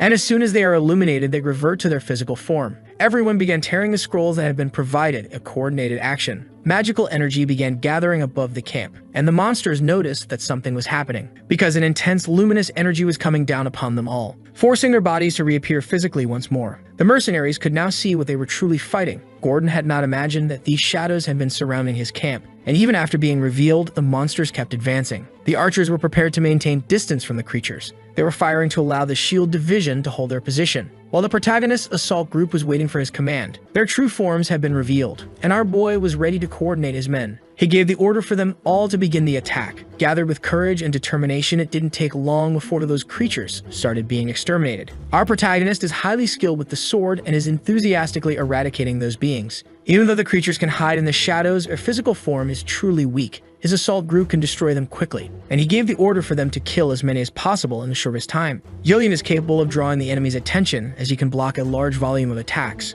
Kor takes advantage of this opportunity to cause distraction on all sides while destroying several creatures. At one point, he was nearly surrounded by them, but he wasn't alone in that position. Belinda is supporting her companions while providing cover. After that strike, she immediately called for the young master, who had also joined the front line to destroy the monsters. With his sword coated in mana, those creatures posed no real threat. They had become the most formidable force of House Perdium. The light of their magic continued to illuminate the battlefield clearing. The soldiers using bows were taking this opportunity to hit as many creatures as possible. They were within our protagonist's strategy. There was little to nothing they could do against that army. The archers had run out of arrows and were beginning to worry, as the assault group had not yet reached their position. While holding the line as best they could, the monsters finally reached the shield barrier. But there would be no fun for them there, because the assault group arrived at that very moment, continuing the eradication of the monsters. Cecil said that his mercenaries had done a good job so far. Those responsible for holding the shields felt a great sense of relief, realizing that to that noble, they weren't just tools. The new order was to surround the remaining ones. The mercenaries should seize this opportunity to strike even more. Soon the creatures began fleeing from those humans. Seeing them retreat, our protagonist's army held their position. Cecil realized the creatures were doing this to avoid being surrounded by their enemies. They are quick to understand their situation. Cecil asked Belinda to locate the lead creature. He said it has a horn on its head and is the one responsible for signaling the others to flee. The assault group is still chasing the monsters. Cecil knows they are relentless enemies. If they escape now, they'll strike again later. Our protagonist knows his men can't withstand another wave. He needs to end this now, and for that, they must defeat the creature's leader, no matter what. Belinda is becoming more and more impressed with the boy. She realizes he truly has changed a lot in recent months. After using her ability, she was ready to reach the creature among all the others. She threw her hook toward a tree branch. Using it, she launched herself into the air. From there, she had a clear view of what was happening. It would be easier to spot the horned creature, and it didn't take long before she saw the beast. As soon as her eyes found the creature, she prepared to capture it. She looped her hook around its neck. As soon as she caught the creature, she relayed the information to the young master, who began to break into the monster's formation. Now he just needed to end that beast's life. With a powerful charge, Cecil crossed several meters in the blink of an eye, completely destroying the monster's ribcage. Finally, their nightmare had come to an end. Finishing his sword motion, our boy turned the creature's body into a giant puzzle. Now that the leader had been defeated, the other creatures began to grow confused. So our boy ordered his army to keep fighting. With their leader gone, it would now be much easier. The mercenaries were furious. They wanted revenge against the creatures that had hidden in the shadows. Kor tried to rally his men, telling them not to fall behind that old mercenary. After a long battle, the sun finally rose through the forest. The last creature was finally executed. Our protagonist's army emerged victorious from that night, which had felt like an eternity. Praising his men's work, Cecil told everyone they had succeeded. That lifted everyone's morale. They were growing more confident in what they could achieve. The joy they felt at having accomplished something once thought impossible was truly remarkable. Belinda wanted to know if the young master had been injured, while Gillian praised his combat skills, a compliment the protagonist returned to all of them. Now it was time to count their numbers. He and the Calveros mercenaries would spread the creatures' bodies around the camp. Kor asked if that actually accomplished anything. Cecil said the stench of those bodies repels weaker monsters,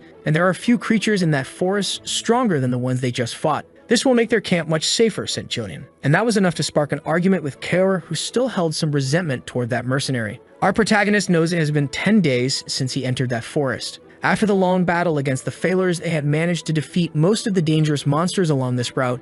They only needed to reach the mine. Cecil knows there's still work to be done. Things weren't over yet in that place. Belinda said there were no losses among the Calveros mercenaries, but among the hired ones, only 126 remained. Kor had already expected his men to endure. After all, he is their leader. Cecil asked if the 3 missing mercenaries had been killed in combat, but Belinda said no bodies were found. Some of the men were wondering about the coward, and one of them was certain that after the things he heard the man say, he must have tried to run away. A truly predictable behavior from him. Those who were with him realized the battle had ended. They couldn't hear anything anymore and believed they would have died had they not fled. The coward said they needed to hurry. They would only be safe once they were out of the forest. But his companions stopped running immediately. The coward didn't understand what was happening and asked why they had stopped. One of them told him to look behind him. He was faced with a massive pair of eyes belonging to a truly terrifying creature. At that very moment, the coward realized his life would come to a painful and brutal end. That enormous creature, surrounded by human bones, had made its lair among those precious minerals. And that was where she laid the last bodies she had managed to retrieve.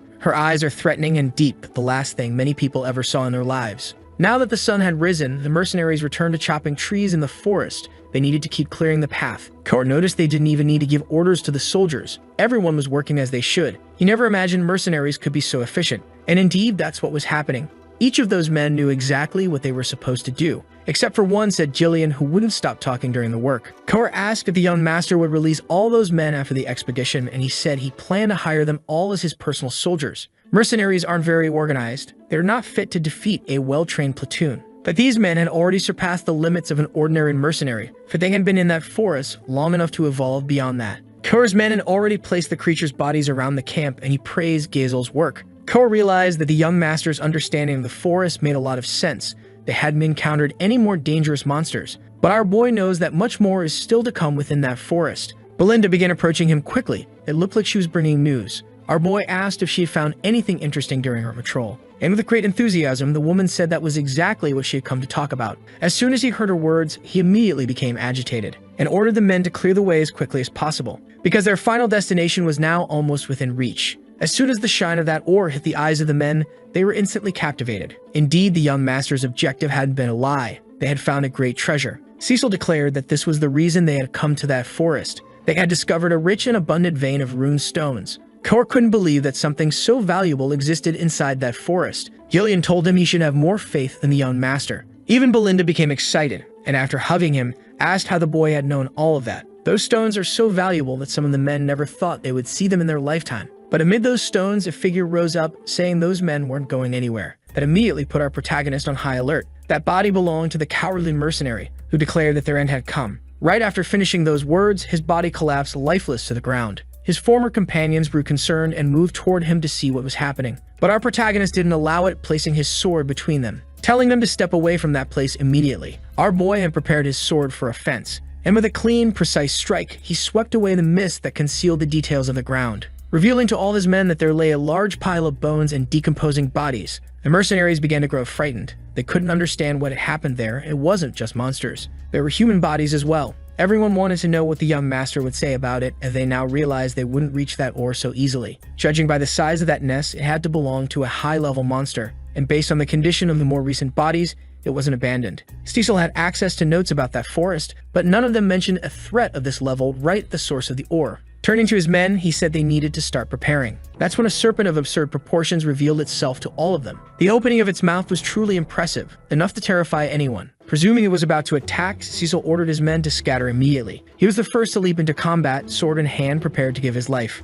Revealing himself to be even more skilled than that monster, he dodged its strike while landing a blow to the top of its head. After managing to climb onto the creature's body, he prepared a precise thrust aimed at piercing the monster's skull, but its hide was extremely tough. Gillian was surprised that it hadn't worked since the attack had been infused with mana. Ko realized those scales were indeed very hard. Now our boy needed to get away from that creature as quickly as possible. But while he was still in the air, the serpent hurled venom at him. He instantly realized that could be dangerous, and the serpent's venom ended up hitting his cloak. As he was falling to the ground, he noticed the creature's tail was coming straight for him. Cecil needed to act quickly to avoid having his life ended prematurely. He blocked the monster's attack with his sword, but the creature's strength was far greater than what he could produce, and the boy was thrown hard against the ground. Belinda nearly panicked, wondering if the young master was still safe. After hitting the boy, the serpent began slithering across the area. The mercenaries had to be cautious. If they were caught by that massive body, they could be crushed without even realizing it. Gillian and the others managed to act in time to save some soldiers who might have been trampled. While our boy rose from that pile of bones, the screams of despair became louder and louder.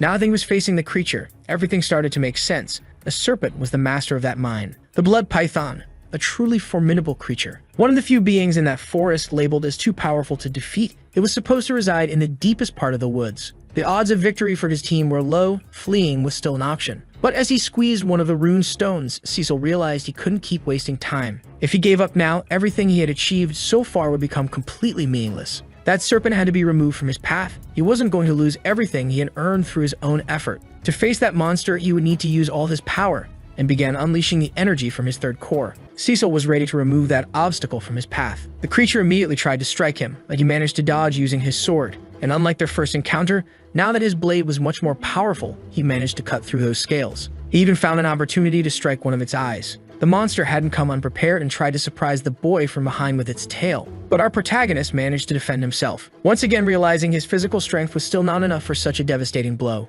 Even having lost sight in one of its eyes, the serpent remained fierce and furious. Showing our protagonist that it was also skilled, it used its tail to engage him like a sword. Cecil realized that some battles simply cannot be avoided, and even if the chances of victory are slim, he carries the responsibility of everyone around him. He can't allow the lives of those who helped him to be put in danger because of his decisions. Now is the time for him to fulfill his true responsibility, just as his father does for that territory. Cecil was using a tremendous amount of power, but the creature remained threatening. Even after being seriously wounded, it didn't seem the least bit weaker. The boy realized that with every passing second his third core remained active, things were getting more dangerous. He would run out of mana before defeating that monster. Belinda ran to him again, clearly worried. While she checked him for injuries, Gillian and Kaor stepped in to shield him. The woman told the young master he needed to move to a safer place. They would hold the creature off. All the mercenaries were committed to that task, but the young master wanted them to be the ones who started escaping. That left his subordinates confused. Gillian wasn't willing to obey that order. Cecil said that although he was powerful against such a massive enemy, he couldn't guarantee everyone's safety, and he didn't want to lose all of his subordinates in that moment. Belinda asked what he planned to do about himself, and our protagonist said he would try to hold the creature back. She knew everything he had accomplished so far had been one miracle after another. She still didn't understand why he kept pushing himself so far. While everyone was distracted talking, the massive creature hurled venom at them once again. Cecil ordered everyone to get out of there immediately.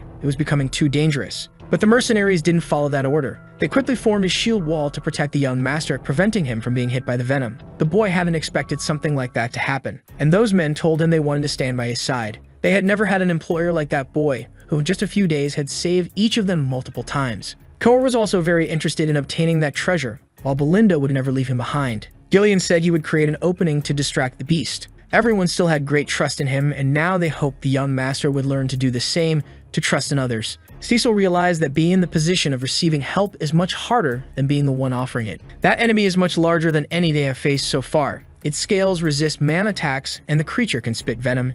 Every one of its attacks is lethal. Belinda began to worry about the young master. He said the creature is missing one eye and has a large wound on its side. These are now its weak spots. Raising his sword high, he began to rally his men, saying they would all fight together now. Those mercenaries received the greatest motivation. They were ready for anything. As the invincible creature advanced toward them, the mercenaries decided they would not retreat. A fierce battle took place on that battlefield. Kaor managed to reach one of the creature's wounds. After plunging his blade into it, the serpent began to writhe in agony. It was time for Gillian to act, striking the monster brutally with his axes. That created a great opportunity. Our protagonist was heading toward the creature's only eye. He struck another of its weak spots with his powerful sword. Even though he has privileged information about the future, that doesn't mean everything will happen as he expects. Still, the boy can plan to overcome the hardships. And if he does nothing about that serpent, many people could die. That is something he will not allow to happen, because only he knows what the future of that territory will be if his plans fail. He launched himself toward the creature's mouth. Our protagonist was swallowed by its massive jaws. For a brief moment, everyone was deeply worried.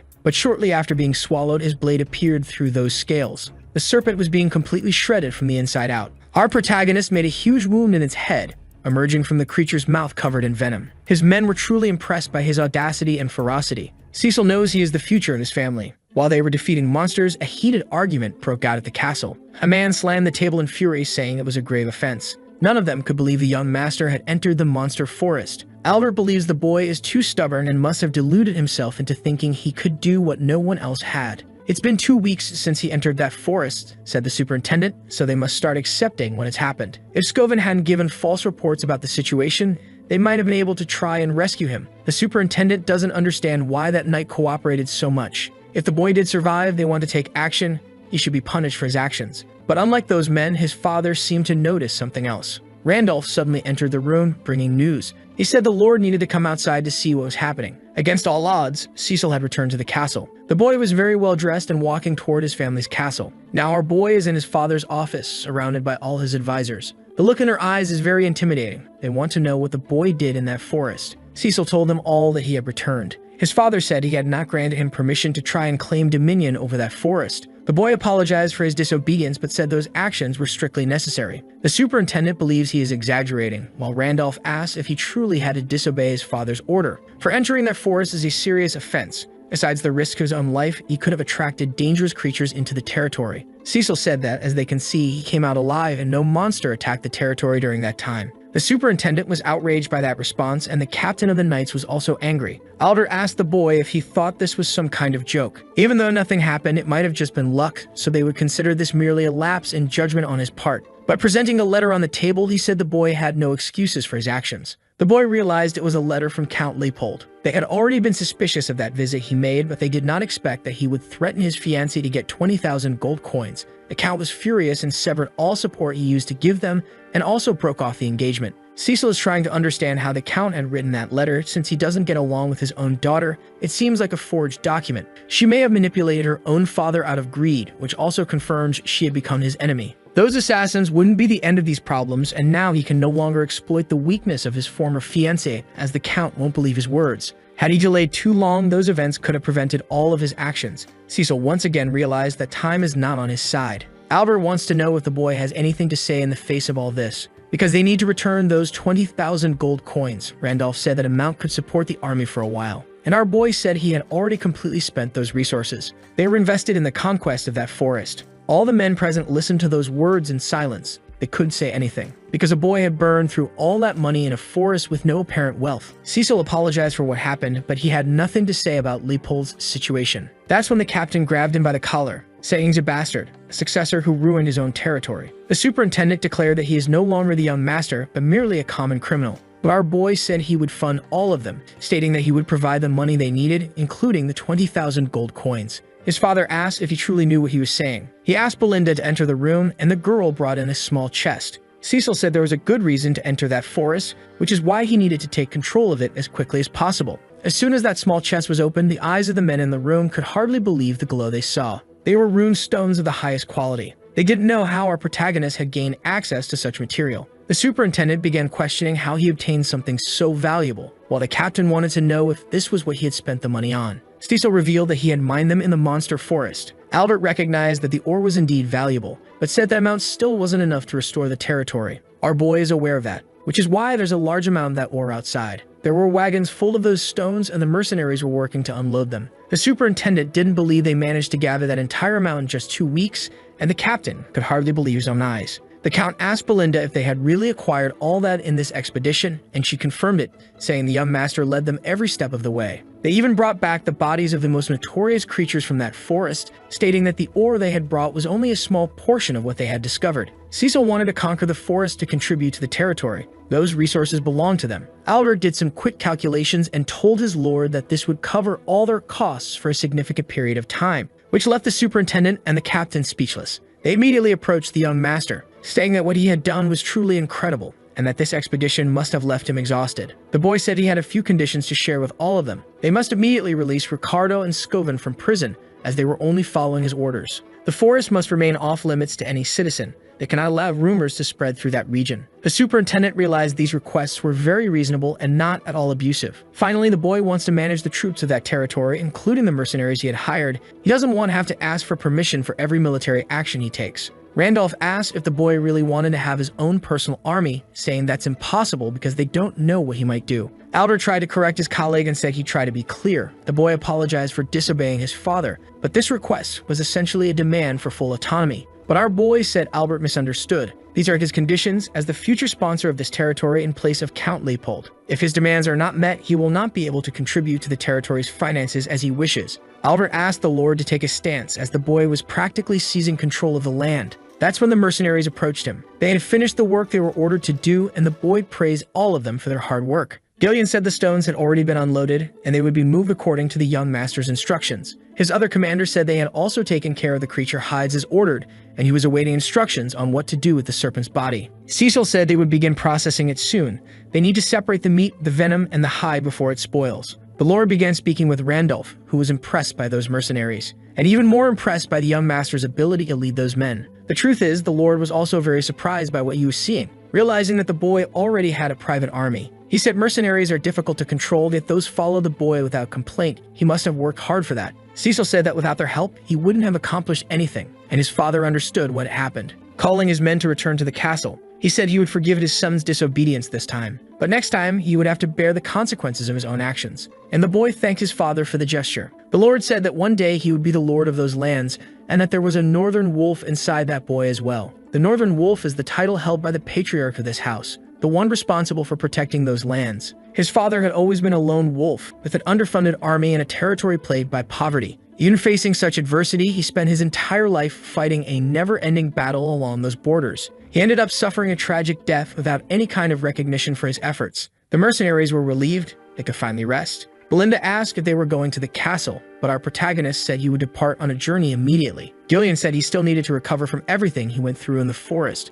It was a miracle he came out alive after being swallowed by the serpent. Belinda asked if he had any idea how much effort it took for her to neutralize all the effects of that venom. But the boy reassured her with a hand on her shoulder, saying he would leave everything in her hands. With that, he stepped away from his companions. Rumors about what they did in that place would soon spread across the continent, eventually reaching his enemies. Cecil needs to strengthen his territory as quickly as possible, so that no one dares to attack those lands. As he tried to walk, the boy collapsed to the ground, completely exhausted. Elsewhere, the evil nobles were gathered, conspiring against our protagonist's family. A carrier pigeon had arrived there, bringing messages. The mysterious man opened the letter and began to read its contents. The letter stated that part of the monster forest had already been conquered. The Dickold must begin a war against Perdium, and Educard will intervene in it. That family must be exterminated at all costs. They realized the time had finally come, and the Duke must have already chosen a new lord for that territory. The man asked how many of their people were still infiltrated in Perdium's lands. One of the nobles said he had 2 vassals and 1 knight there. The mysterious man ordered the vassals to be sent to Dickold's territory.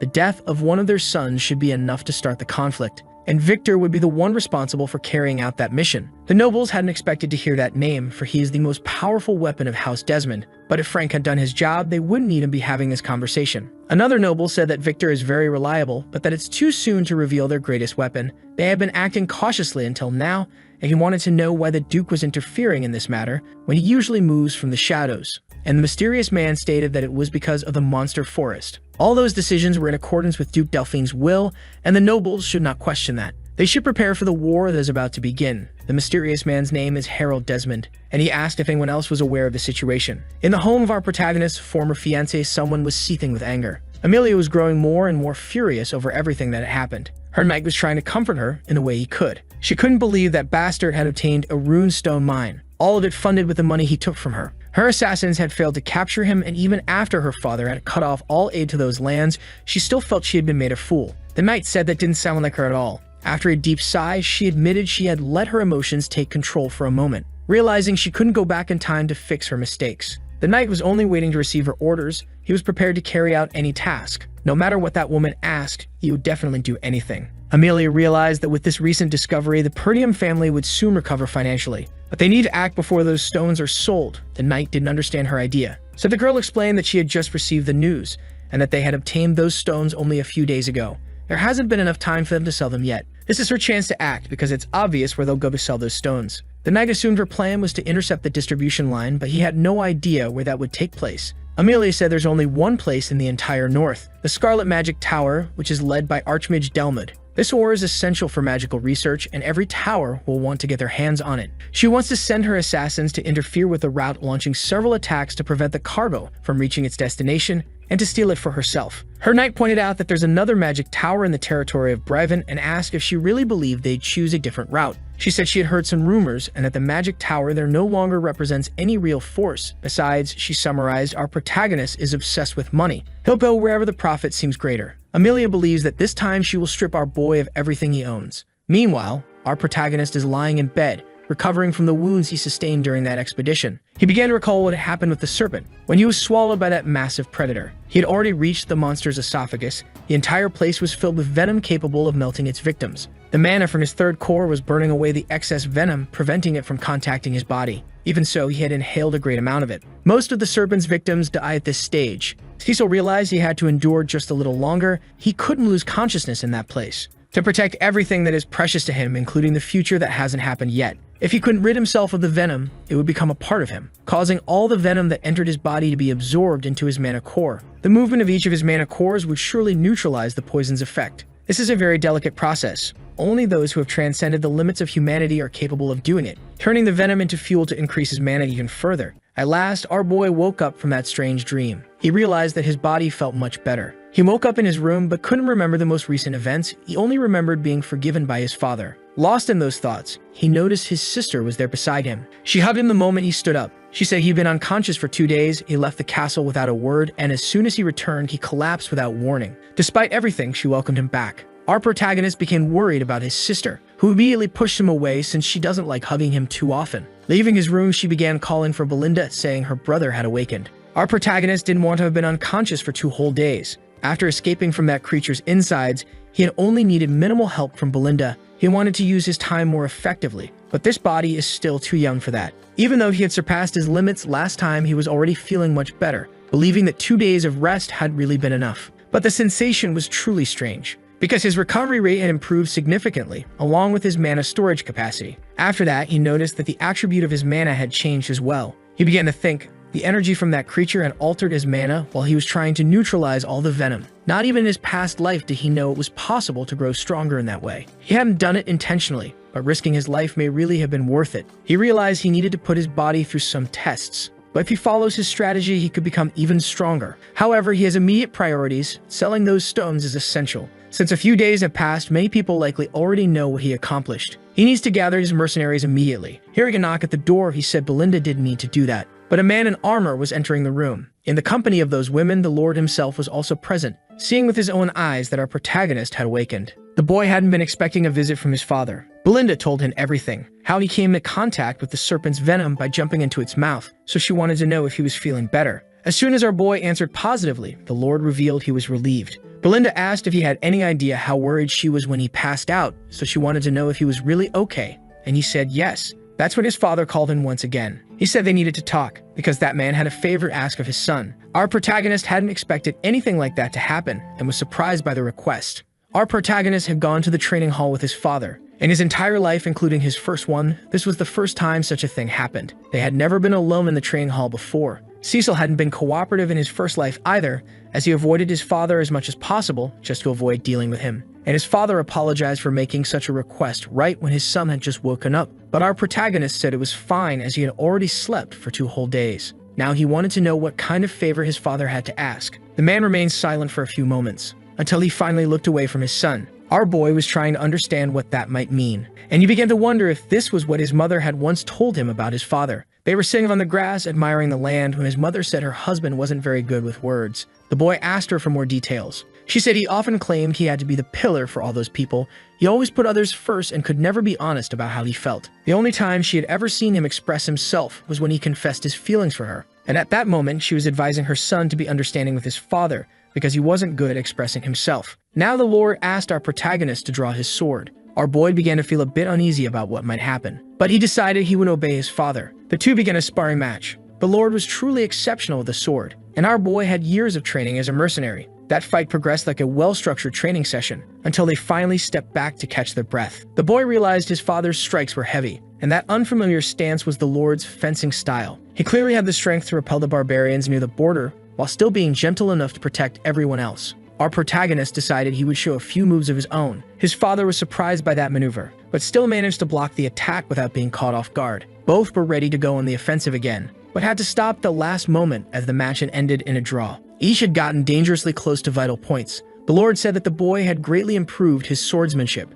Cecil thanked him for the compliment, but the Lord wasn't finished speaking. He began giving him advice, saying the boy should relax his shoulders more and apply less pressure when clashing blades with an opponent. He didn't doubt his son's strength, but believed he was easily read by his enemies. Thinking about that comment, our boy realized it might be true. He tends to move on instinct once a fight starts. That's when he realized that in his entire life, this was the first time he had ever received any sort of training. All of his technique came from real combat. It was pure instinct. And maybe he had ignored some details simply because he'd never learned to fight in a traditional way. Now his father was pointing out those flaws. Cecil had never trusted others because he'd never found someone he could trust like this. But receiving advice in that moment definitely wasn't a bad thing. Suki thanked his father for teaching him. The Lord remained silent, then said that, in truth, this had been a reprimand, and the boy didn't understand. His father said that even though he had achieved much, it was still a fact that he had broken the rules. If people begin to ignore them, thinking that results justify their actions, all they'll create is chaos. Cecil realized that made a lot of sense. What complicates everything for the Lord is that his son had changed a great deal in the last few days. It seemed that his son was envisioning a reward far beyond the reach of any of them. The Lord asked him to stay on that path and to keep thinking about House Perdium and those around him, so that he can fulfill his responsibilities when he becomes the Lord of those lands. Our boy knows he already has many responsibilities, but then he remembered something. His father was almost leaving the room when Cecil recalled that he had a favor to ask, but had yet to say anything. The Lord stayed silent for a moment, then let out a deep sigh to speak to his son. He asked if he could borrow a bit of money from him. Shortly after that, in the camp within the monster forest, our protagonist was gathered with his private army. All those men showed great respect to the young master. Speaking to all of them, Cecil hoped they had gotten plenty of rest, and the men responded that they were all doing well. Cecil then went to speak with his closest subordinates, Kaor and Gillian, who noticed he was already better. The boy apologized for making them wait. Looking to the old mercenary, he asked how Rachel, his daughter, was doing, and the man said he never imagined she'd be able to walk on her own again. There were no words to express the gratitude he felt toward the young master. Cecil felt deeply thankful for having been able to help that man. Now that he was gathered with the 3 closest members of his army,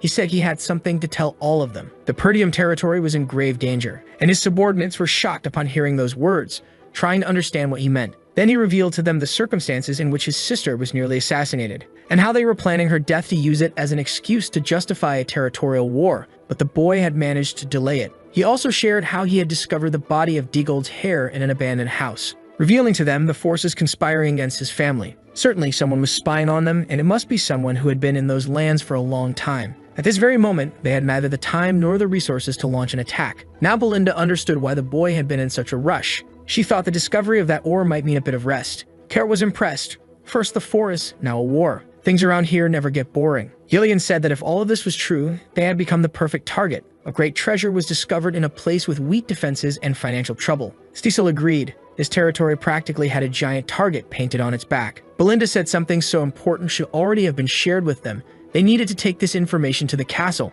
But the boy said there was still no time. Even his sister's personal guard had betrayed her, so there were certainly spies among the others. And right now, they couldn't tell friend from foe. They still had a little time because Helena was alive, but now that the treasure had been discovered, their enemies had no reason to wait. Surely, a harsh battle was approaching them all. A heavy silence fell over that tent. Kaur said he would serve him, because being by this noble's side had always brought plenty of entertainment. Gillian said he had already pledged his life to him and would follow him to the end, while Belinda declared that no one could protect him better than she could. Our boy was filled with excitement at the loyalty of all those people. That the greatest enemy of his family now was Duke Delphine, as well as Count Desmond and his former fiancée Amelia, and our boy was not going to let them carry out their plans. He told all his men that they were heading to the Red Magic Tower. Koa realized that they were finally going to sell those stones. He was eager to see some real money. Belinda asked if it wouldn't be better to go to the Scarlet Tower since they might pay more. Cecil believed there would be less conflict if they went to the Red Magic Tower. Gillian knew that transporting something so valuable would always attract attention, and it was better that they planned things out. Belinda understood there was a risk of being ambushed once again. He knew the Scarlet Tower could bring more profit, but if the Red Tower wanted to return to its former glory, they couldn't afford to ignore this opportunity. But he wasn't going there just for that. There was someone in that land he needed to find at any cost. In the region where the Red Magic Tower is located, there was a girl deeply dedicated to the study of magic, and she was thinking about Master Lonato. She was already beginning to lose hope because her master had promised that one day light would appear in her life, but the girl no longer knew how much longer she would have to wait.